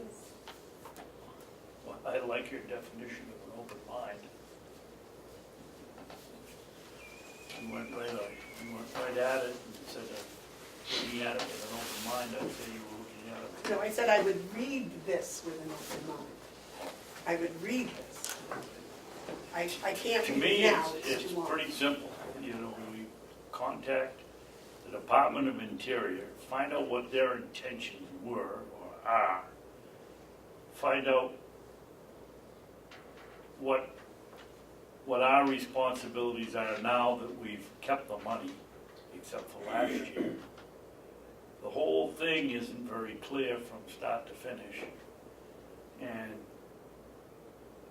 I would just write the Department of Interior and sit on it until we get an answer who this money was supposed to go to and why. Did you send that letter? No, because you told me to have Kathy Golden do it, because it's Hales location. That was what you asked me last week. Yeah, that's right, we did. But I think at this point, we forego that, and you should read your stuff, get yourself able to identify the right question and contact, because in there you'll find contact people. Yeah. And do that. I think that's due diligence, but I would hope that once we find out that this is accurate, if it is accurate, which I believe it is, that we would do the right thing and give people what belongs to them. We seem pretty quick to give people settlement money to leave. We ought to give our very own people money that belongs to them. It's kind of embarrassing to think that we're arguing about it. We owe $12,000 at the town of Conway, they can prove it, and we can't disprove it, we should be paying them a check. And if we find that that's the case with Hales location as the selectmen, we have a fiduciary responsibility to collect that money from the county. And that's our position, but that's why we have the delegation as well. But we need to put this in front of the people, and the way to put it in front of the people is by doing this as commissioners and having the delegation deal with it. But again, based on whether or not it's valid, I think you'll find it is. So Ken, would you please contact the Department of Interior on behalf of his location selectmen, please? All right. Is there anything else under the pilot? All right. Yellow folder? Nothing in the yellow folder. Administrator updates. I received a letter from our auditor yesterday. Well, I should say this morning. On the progress of our audit. It won't be done until 20. No, I'm not gonna say it. I'm not gonna joke about it. Ken, would you like to have me read this aloud? Sure. Okay, this is to the Carroll County Commissioners from Melanson and Heath, who are our auditors. It says, status of the 2017 financial audit. We have performed the 2017 audit fieldwork, and the audit work papers are currently in the review stage of the audit process. We anticipate completion of the review process and drafting of the 2017 financial statements this week. This was dated October 16th. And we'll have an official draft of the 2017 financial statements available once the report has been through our internal quality control review process. With respect to the financial condition of the county, nothing has come to our attention during our audit procedures to date that would indicate that the county's financial condition is in jeopardy. If you have any questions, please do not hesitate to contact me. Thank you, Cheryl L. Stevens Burke, the Vice President. That's an excellent letter. So based on this, it looks like by the end of October, we'll have it, Yep. just like we had planned. You got a copy of that done, Liz Daly. I did. Oh, you did? Yep. I did this morning as soon as I got it. I could print them out for you guys and send her a copy. All right, is there any other Yes. administrators up I there? received an email from Kathy Golden that Hale's office will be closed tomorrow, and, I mean Saturday, and she'll make up the hours sometime next week. I will be out on vacation next week, so I don't know if you guys want to have a meeting or not. I'll be out Wednesday, Thursday, and Friday, 3 days. We received the final two outside agency requests for the budgets. They both went up. The Carroll County Conservation District went up from $42,500 to $43,500, so went up $1,000. Cooperative Extension went up from $238,000 to $262,920. Why? Would you like me to address that? That's a lot. It's $25,000.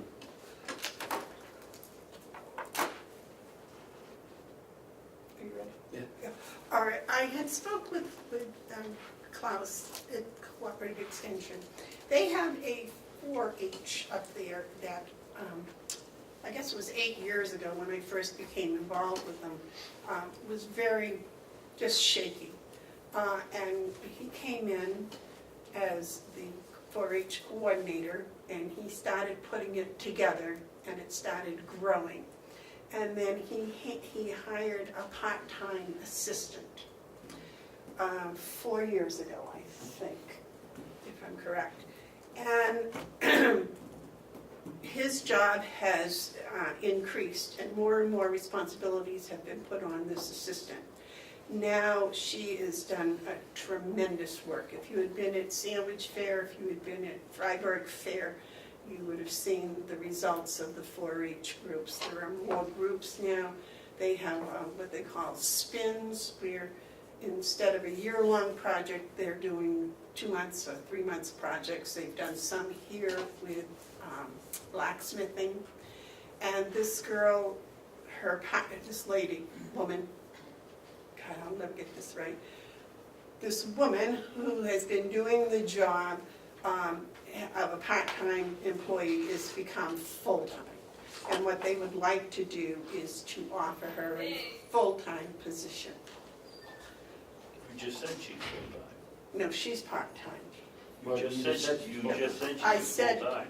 No, she. Yes, she did, you, She just misspoke, she meant you part-time. misspoke. She is not full-time. I meant to say, Okay, that's better. this person who is hired as a part-time person is actually doing a full-time job and not getting paid for it. That's not right. So they would like to offer her a full-time job, which would include benefits, because she does not have those now. Is that correct? No. Would you correct me, please? As the Board of Commissioners representative to the Cooperative Extension Advisory Board, if you want the correct answers, the young lady is working now at 50%, and they want to go to 70%, which will, 75%, excuse me, which will give her benefits and raise the pay, whatever Ken said, 38,000. 25,000. 25,000. We had a long discussion last night about people working part-time. Do they work? Do they not work? Are they there? Are they not there?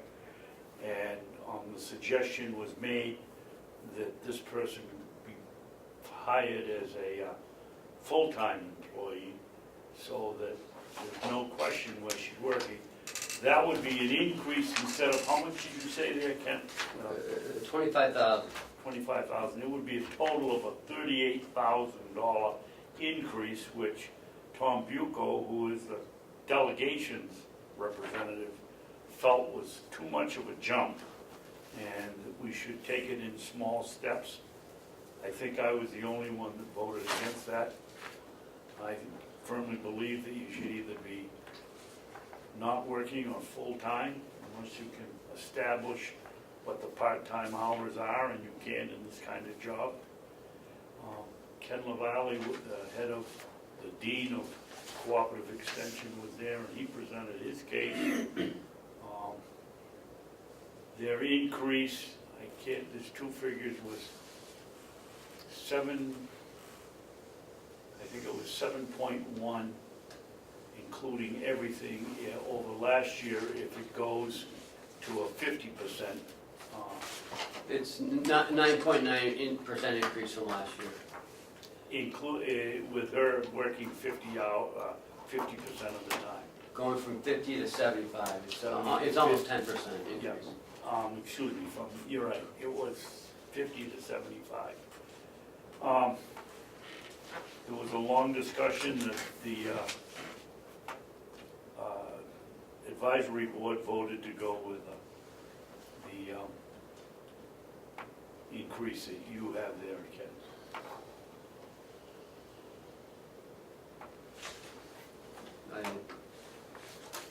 That's the biggest jump I've seen. But there were some other questions that I asked Klaus. How did this, they didn't even know they had to have the thing in. They thought it was November 1st that they had to have it in. Was it advertised, or did we call them, or did we send them? What happened? Were they not getting the information? Because I had the email that I had for him was incorrect. So he didn't get it in time. So that's why we gave him an extra couple of weeks to get it in. Because when he had sent me his email address, it wasn't correct. It was something missing. I can't remember what it is. Well, I'm not positive, but I think he said he got it last Friday, and they worked yesterday to get it. So where's the lag? Why aren't we, if we're going to take this information from these agencies, do we send them the form and fill it out? We sent it back in, It was due in October 5th. Yeah. So we had sent it back in Like, September. beginning of September. But he did not get He it. did not He get it. did not get it, but I wasn't informed that he didn't get it until just a week or two Well, if it ago. was a wrong address, wouldn't it get bounced back to you? It did not get bounced back to me. Maybe there's somebody with that address out there that it went to, I'm not sure. but it didn't come back, but as soon as he called me, we made Then you it can right. get it, I know that. Yeah, so, I mean, it's no big deal, it's in, he's got it.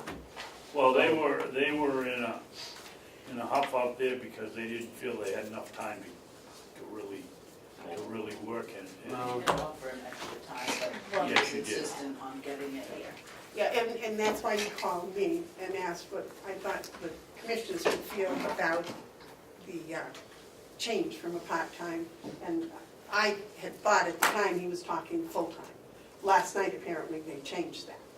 But that's why I was under that impression, although I think it should be a full-time job, but that's, I'm not on board anymore. And the big announcement was, last night, was Ken LaValle, the dean, finally convinced the university that for every year you're enrolled in 4-H and stay enrolled, when you graduate from high school, the university will give you a $500 a year scholarship for every year you've been in. So if you're there 10 years, you get a $5,000. Wow. Which is going, hopefully, to increase enrollment, and they're already working very hard. And so, and that's another reason I supported 100%, not 75. But that's down the road. That'll start this June, starting this June. They'll begin taking, start next year, January 1st of 2019, the program will start. That's going to be a huge amount of money going to kids. And it's only for kids going to UNH. And 4-H kids, which means they have to be counted kids, so that's really good, yes. You know, a lot of people this time of year, they talk about education and post-secondary education, college and debt and all that stuff. You know, and what are we gonna do about it? Well, this is what you do about it. This type of, you know, you support these type of initiatives. Not only does the young person get, if they do 10 years of 4-H, do they get access to the scholarship? They would have also had 10 years with 4-H, which in itself is worth a lot of, you know, as far as education. But I wanted to just take a moment to speak of this practice that everyone seems to think is appropriate because it keeps the spending down, keeps the taxes down, I guess. I don't know if it does or not, but the rationale is to try to get everything on the cheap when it comes to labor. You know, don't give anyone more than 20 hours, even though they're able to work 30 or 40, because you'll have to give them benefits. You know, so what we do is we stop people who want to work from being able to work, and that makes it hard for them to survive, and that feeds into all kinds of things like medical costs and housing. You know, people talk about affordable housing. Well, pay people enough money, and then they can afford it. We don't do that in New Hampshire. We don't. We certainly don't do it in this county. We look to see if we can get everything on the cheap. I went to a forum the other day, that the candidates forum that they had for Northern Human Services, and they were talking about how that agency is the biggest employer in this part of the state, 500 and something people. But to hear the parents and the providers and the whole thing, to hear them talk, it's really kind of a sad situation, because they got people working in very important jobs, paying them $11 an hour and telling them they can't work more than 20 hours a week. And these people are unique, they're caring, giving people who go into people's homes who have, you know, serious disability issues, and they stay there and they work, and then, you know, it's like the Cinderella, the clock strikes 12 and they all have to leave. It's, you know, and there's work to be done. And we do this so we don't have to pay benefits.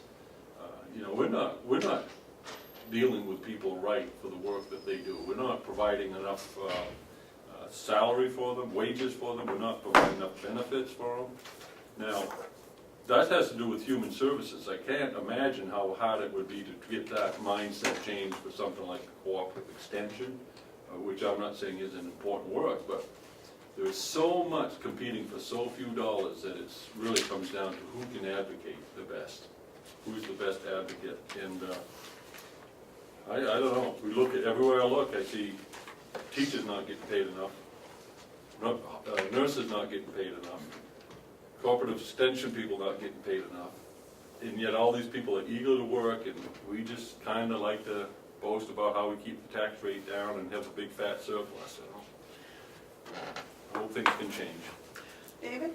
Another thing that they spoke about last night is they're doing some kind of a survey to find out the relationship between kids that have been in 4-H and kids that have not, and how, whether the ones that have not, a large percentage of kids in trouble continuing their education, or whether they're not. I think that's useful information. Well, I know 4-H has, in the past few years, increased their after-school activities and their in-school activities tremendously. And as we all know, giving children a sense of community is a big part of helping to stem this opioid crisis that we're having. So, you know, it's another part of the pie. Everybody's working, and you're right, Mark, doesn't seem to be enough funds to go around. But, you know, there again, on the other hand, you look at the taxpayers and those people that are working, and you look at the people with a lot of money that donate millions and millions to the, you know, welfare of different schools or different communities, and it's just a big balancing act, and someplace in the middle has to be an equality sign. So, and that's part of our job, is to work on that, which I think is the most difficult, because I'm like you, I'd like to just give it all away, but then again, I don't want to pay it either in my taxes. So. Well, if I may, we've got $25,000 increase in need in salaries, we got a $25,000 increase in paying for that through property taxes. Somewhere along the line, it again shakes down to, well, we'll have property tax pay for this, we'll have property tax pay for this, and property tax. Yeah, it's a real problem. David? Continuing on the county extension, if you two would like to play a little guessing game, what program do you think has the largest enrollment statewide with about 2,000 kids participating? I'll say 4-H. It's STEM? That's part of 4-H, I think, some of the stuff. You said organization. Which activity, I should have said activity. Oh, which activity? After school, Probably cooking. cooking? Oh, after-school activity that has the most No. robotics. Oh, okay. That That's it. underwater sea. You were as shocked as I'm going to be shocked as I am. It's the shooting and archery program. Nice. And they got over 200 volunteers teaching the course. Nice. To me, that was an astounding. I would never guess that. I wouldn't either. But that's the program. They've got these short programs that now go 6 weeks, and the kids are enrolling in them in a variety of, you know, blacksmithing, woodworking, well, whatever. All right, well, on with that. Is there anything else in administrative updates? Yep, two things. We'll be ready to go with the budgets. The nursing home's wrapping up. So on the 31st, we'll be having the nursing home budget presentation for you guys. And probably the commissioner's budget and Bob in admin maintenance in this building. Then the following week will be the jail and the DPW and all the little ones. So we should wrap it up by middle of November, we'll be done. Could we get copies of those ahead of time, please? Yeah, as soon as Kathy gets it all put together, I'll send them out to you. Okay. Mark? What date do we have to have the estimate to the delegation? December We have to have it to state December 1st. To the state December 1st. Okay, so explain to me the process by which that goes to the delegation. It goes to them at the same time. Goes to them at the same time, and then under law, they can't touch it until It has to rest for 28 days. 28 days. Yeah. Is this when we should also be relaying our request for next year's auditor, getting permission? Yeah. So that, Let's do that too. and there was some other notice that we had to give, wasn't there? Or was it just for the permission to hire an auditor? Is that the only thing we have to? Request. Right, I think we make the recommendation and they either agree or they don't agree. Okay, okay. And if they don't agree, we still have to get it done by April 1st under the law? Under the If we current law. agree, if we decide that we want to have an audit. I think we're gonna decide that. I Well, we need to have an audit. But I mean, that Not having has an to- audit's what caused a lot of trouble, right? That decision has to come from us. But I just want to get the time frame. So, can you put a schedule together, just working backwards from December 1st, so I have an idea of what needs to be done, like when you're gonna, what you just said, but put it on an email or something? Yeah, sure. Okay. Thank you. It would appear that at the transfer meeting last week, that Representative McCarthy is going to push forward with a forensic audit. I don't know on what. Well, he's gotta get 9 other people on board too. We're 8 people on board. And that's not part of our budget. No. It's going to be a contingency fund. Yeah, but they'll put it in Right. at some It's point. not It's part still of going to ours. be raising our taxes. I got a point of order, a Yes. question, not a point of order. Question? A forensic audit is something the delegation can add if they want to. Mhm. Okay, so I just want to put it out now because I'll probably say it from now until January. There is absolutely no need for spending that kind of money. It's a ridiculous quest that is not needed and is way too expensive. And to keep pushing this is just ridiculous. And I would hope that that the delegation will make short work of this. I won't support putting this in the commissioner's estimate whatsoever. It doesn't go in, that's what I'm saying. I understand. So it's not anything to do with us at all. and Well, it does, because personal as a opinion commissioner, can stay no, during no, public commissioners meeting, we're in a commissioners meeting, and we're talking about a forensic audit, and I'm a commissioner, and I'm saying that I am absolutely opposed to the idea of a forensic audit. And I'll go on, I'm sure, for the next 2 months about the reasons why, but I just want to make it clear in a public meeting of the commissioners, of which I am one, saying that it is absolutely foolhardy to pursue a forensic audit at this time. And I'll say this next week. I agree with Mark, but for you to say it isn't going to make any difference in our budget, the money is gonna come from somewhere. It's going to, in some way, affect our tax rate, whether it's set out here all by itself or it's in the budget. They can call it and they can pay for it, but it's still gonna be figured in our tax rate. Right, right. It's gonna cost us money, so to sit here and say it doesn't affect us, it does. No, it is not going to go into our budget that we present to the delegation. The budget that we're gonna work on from now until December 1st will not have That's that correct. line item in it, because that is not within our control. But if they get it into their, when they approve the budget, and now all of a sudden 200, 300, or 400,000 is sitting there, it's gonna affect our tax rate. Exactly, right. Well, that, But I was however not, it got there. I made no statement about that. I was just talking about what we're doing on the budget from now until December 1st. And I'm talking about all items that might appear on the budget that might be considered by the delegation, whether we put them on the article or not. There's an election coming up, and, I know I'm a lame duck commissioner, well, that's all right, I'm a lame duck, but I can still quack. and I intend to quack a little bit about this.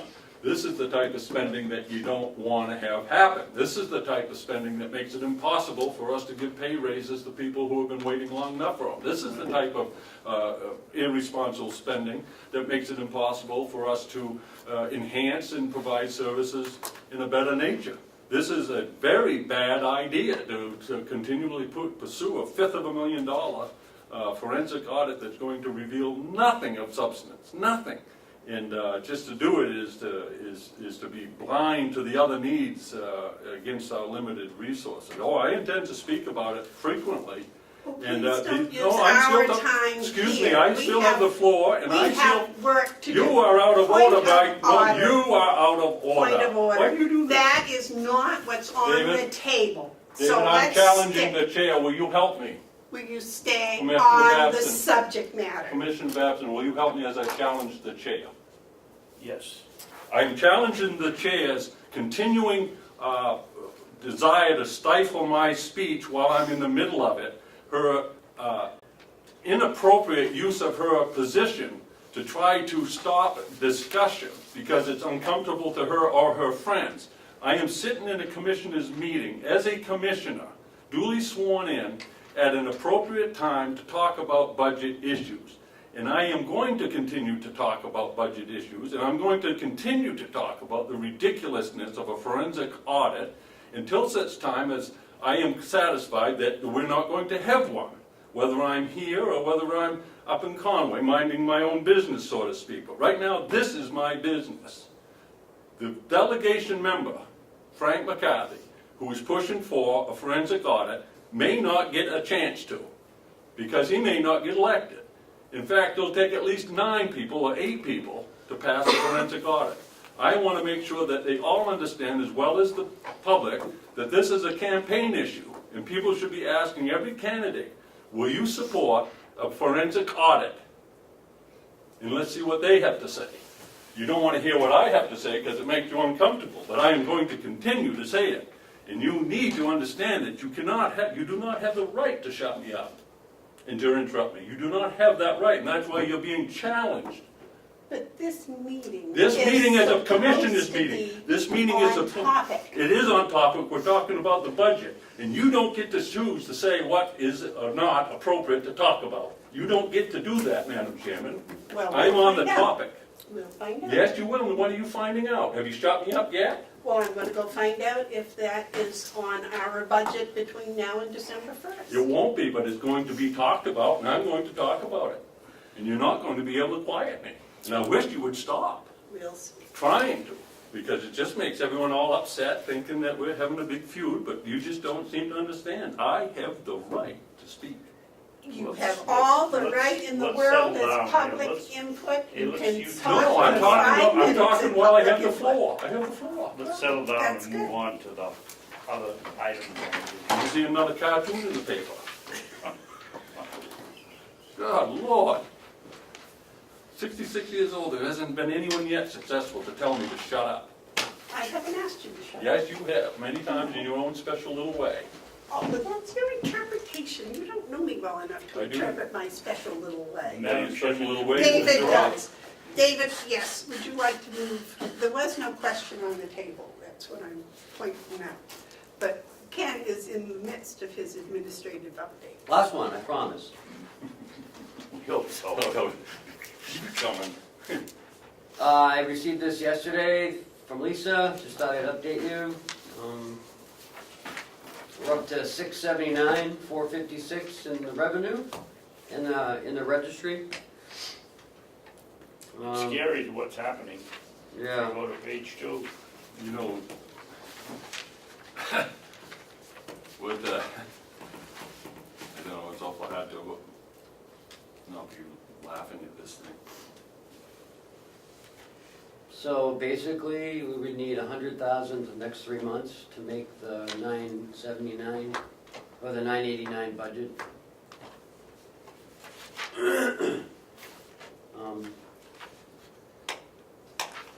What did we budget, Ken? 989. What did we budget? Oh, nah, we budgeted 979. 910? No, That was last year. We budgeted 970. The commissioners budgeted, 970. no, they added 60,000. Yeah, so 919, I think. I don't have that number with me. There's $60,000 that the delegation added to our Right. estimate, and we're not going to meet that. No. Okay. So go 60 from 989. So, yeah, so 919, right? Well, let's get those numbers exact, because we're not going to meet the delegation's projections. We might make the commissioner's projections. Yeah. I believe it's 919 is what our budget was. But I don't know how anyone could find anything meaningful in this page. I just don't, I don't get it. There's so many different ways you can show numbers that tell the real story, and this is about the worst way you can do it. You know, we're looking at Why do you think 2018. that, Mark? Well, you look at this, it shows history, and history's all Are you well and on good. 1 or 2? Page 1 or 2? I'm on either of them. Either of them. All right. Right, these are, page 2, number 1, you try to tell me what that graph tells you. That's not a way to present a graph. The black one is what we are today. Well, see, the rest of them doesn't that matter, but also these columns, 2007, 8, 9, 10, you know, all right, good, that's what we did. What we need to look at is 18 and 19. And so the presentation of the numbers say, well, we're seeing an increase. Well, we're seeing an increase from past years, but we're seeing a deficit against projections. This is your decrease from last year. I understand, but I'm Those are talking, decreases. I know, but it's a percentage of change from last year, this year, when what Yes. we're not getting is how far off this is from revenue projections. We're not surviving off last year's money, we're using this year's money. And this revenue source is going to come in far short of our projections. That's the number that we need to be looking at, not what we did in 2007. And what we're doing is we're looking at a deficit in our expected revenue projections. And that actually equals the amount of the money that we didn't spend on the paving out back. So I'm glad we didn't spend that, because Yeah, when you're short in revenue, you have to make it up in spending. she needs 310,000 in order to reach the 980. That's not gonna happen. I mean, yeah. How much, Kenny? The 989, so I believe it's 310,000. And we haven't hit 100,000 at all any of these months. No, we're not gonna make the revenue projections, and that's why it's important that we note that, instead of noting what we did in 2007, comparatively speaking. It's not about that, it's about what are we gonna do now that we're not going to have this revenue that we expected coming in? And It's gotta come on the fund balance. well, or we don't spend it in other places, Yeah. like not doing the paving. Mm-hmm. I just want to point that out, because when your projections fall short, your spending has to be shortened too. And it's all well and good to say, oh, we're going to make $980,000, but if you can't depend on that projection, then it's really not. Well, I'll stand on what I said originally. We have only one railroad we can sell in Carroll County. And we did that. Did that in July or June? That was in April or May. Yeah, it might have been May. It was in the one with 76,000 Of March. or 88,000. And we're just not gonna make it. And to continue to say, well, we'll catch up with it in other places, it isn't gonna happen. You know, there's also something else that happens. Whenever there's an increase in the prime, real estate transactions drop. It's been going up. Yeah, it swings, it's almost like a switch. Interests go up, costs go up, sales go down. So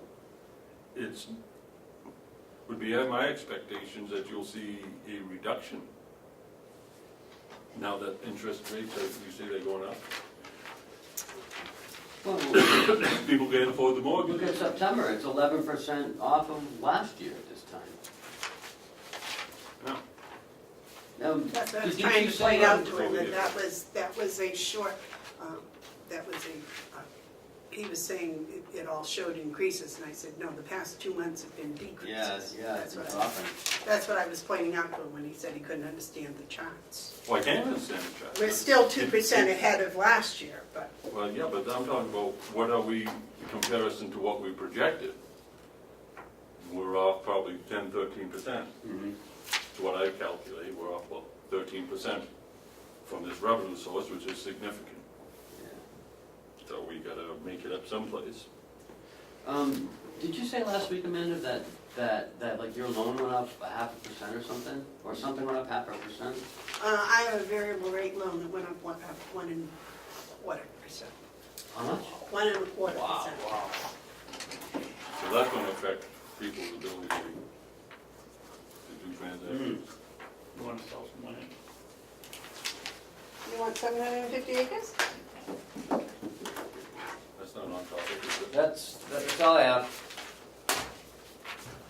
All right, Commissioner updates.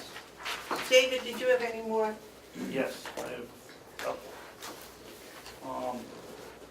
Last week at the Land Use Committee meeting, Chairman McConkey made the statement. I don't know whether he makes these things up or where he gets his information, but I will quote him. The commissioners have 2,000 bales of hay in the barn and don't know what to do with it. We made an early decision that we were not going to have pickup in the field, and we were going to keep it here and try to raise more revenue in January and February. And if you can give them another buck, 2,000 bales, that's another $2,000 of revenue. The fact is, Willie, this morning just gave me we've had a run on hay. Hay revenue is 31,192. Goal was 32,000, so it looks like we'll probably make that. Sold 6,421 bales. Still have a good 1,000 to sell in the barn, going fast. So it looks like we're going to do pretty well on the hay, and I just want to make sure that Representative McConkey understands that we know what we're going to do with those bales, not that we don't. I've been asking about this ASC or whatever the financial thing is for the module. Is that gentleman going to come in? Are we going to have ACS. ACS? Apparently they've been sold to another company. Kathy's been trying to get with them. We have other concerns that I've told you about on the server. We need to go on the cloud first because our server will not be repaired after next year. So that's my priority right now, is to get off that server and to get on the cloud. And looking at, parsing out the access to the department heads. They're going to be budgeting their $2,200 to have access to it. Well, I wanted to find out whether Representative Cordelli is correct that we can get a purchasing module that might help us and Seth in his new job. I don't see what the problem is. If ACS is a big company, I don't care whether they're sold, they didn't fire anybody, why they can't... Well, I don't know what they did. Why they not getting don't back. know who took his place, why we can't get a Skype going and get an early jump on this thing. Kathy hasn't been able to reach it. They're not getting back to her, is what I'm saying. Well, then let's change companies from ACS to It's somebody not that that will. simple. I mean, we can't just change all our finances just like that. I mean, it takes planning, and it's a big job. It's not like it, happens overnight. So she's working on it. She's still working on it. So just give her a little more time. Okay. The other thing is, Mark, we had the transfers here this week. I think you made they used one of the slips that you had, and I think you made a miscalculation in you said the vote for the, taking it from 1 department and giving it to another was a negative vote, but you reversed it, made it 2-1. You and I voted against doing it. It was just the county attorney. Pardon me? It was the transfer number 15 with the county attorney. We were gonna take it from Lisa's. You're right, that's what I'm talking about, and I'm just saying, I don't know what how do we're we saying. go, he did the signing, so do we have to correct it to have it for the record, or? It was, I don't know what you're talking about, that's a. We had, I showed it it to you. We had did, to it said it went, transfer. it didn't go through. It didn't go through. It didn't go through, but the information on the sheet was reversed. It said you voted Right. nay, and it failed, 2-1. It well, failed. I'll get it. It failed Because I can't 2-. remember what it was. All I know is, for the record, do we need to change it? Well, it wasn't voted on, so. Well, the vote not to do it was voted on, and that's Right. in the record, Yeah. 2-1, showing that they Yes. voted against it and I voted for it. So Yes, that ma'am, should be you're fine, right. that's in the minutes. Yeah, the other piece that he showed us is just for his record, he keeps that for his record. He can go change that if he wants. All right, anything else, David? You're all done with your commissioner updates? Okay. Mark, do you have commissioner updates? Yeah, it's probably inquiry as much. I didn't go to the transfer committee meeting because I know better. The requests that we made, or the ones that we approved, they were all signed except one was the transfer of $1,250 to the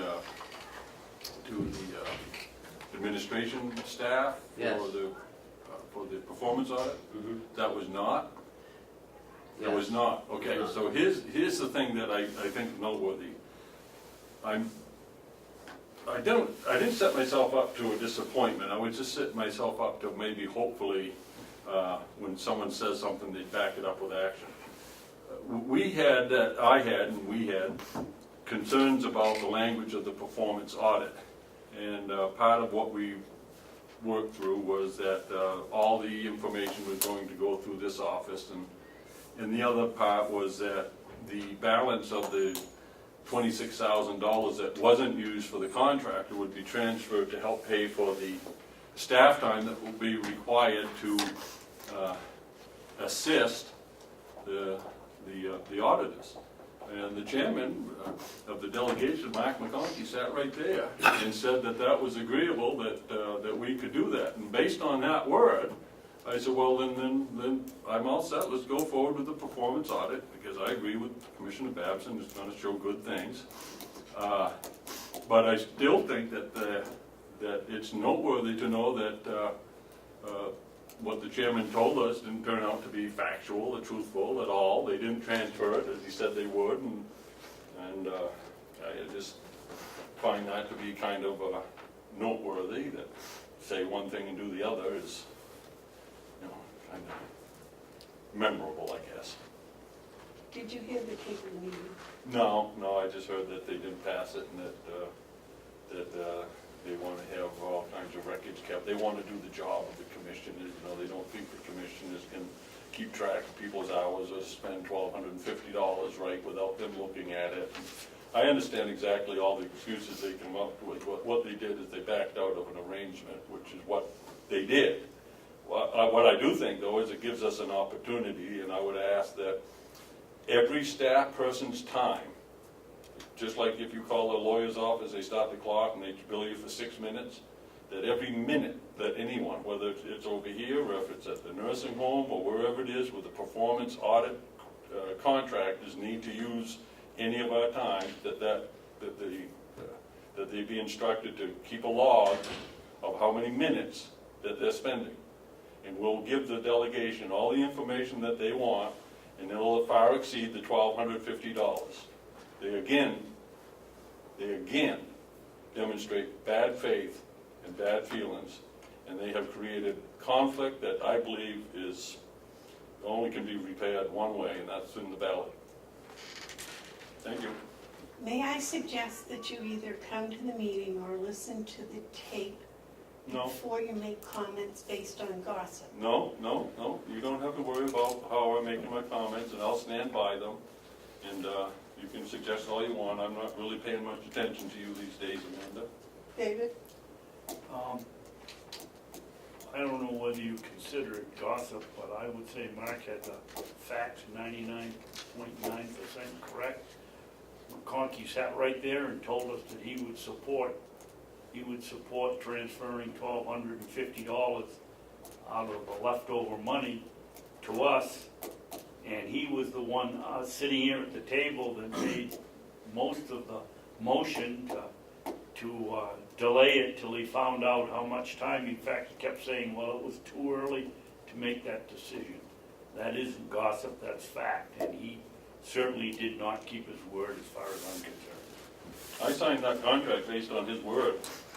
That was a mistake. Ken? Just to let you know that they're coming November 1st and November 2nd. Please keep everyone's time accurately, to the minute.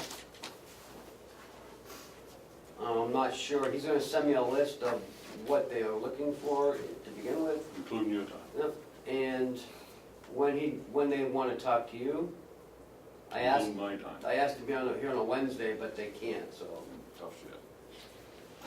November 1st and 2nd, I believe, is a Wednesday, Thursday? No, it's Thursday, Friday, I believe. Thursday, Friday. A Thursday, Friday, yeah. Well, they should come on the 31st if they want to see us. I asked them to. Unfortunately will not be here Okay. on that Friday. Right? Isn't that the What? conference, November 2nd and 3rd?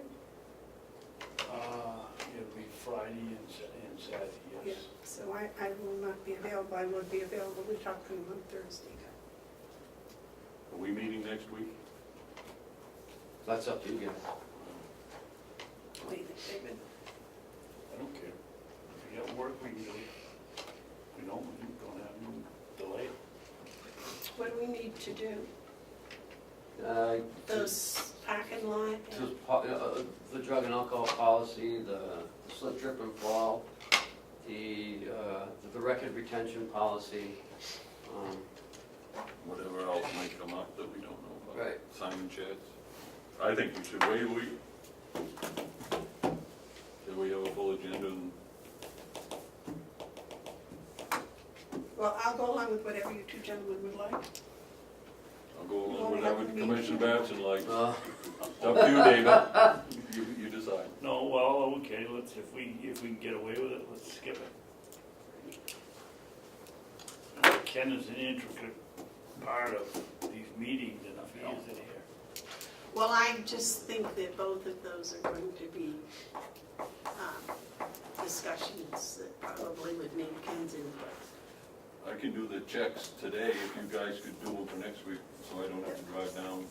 I'll do them today and next week because I haven't done them for 2 weeks, so I don't want to do them now. Mark, do you have any other commissioner updates? No,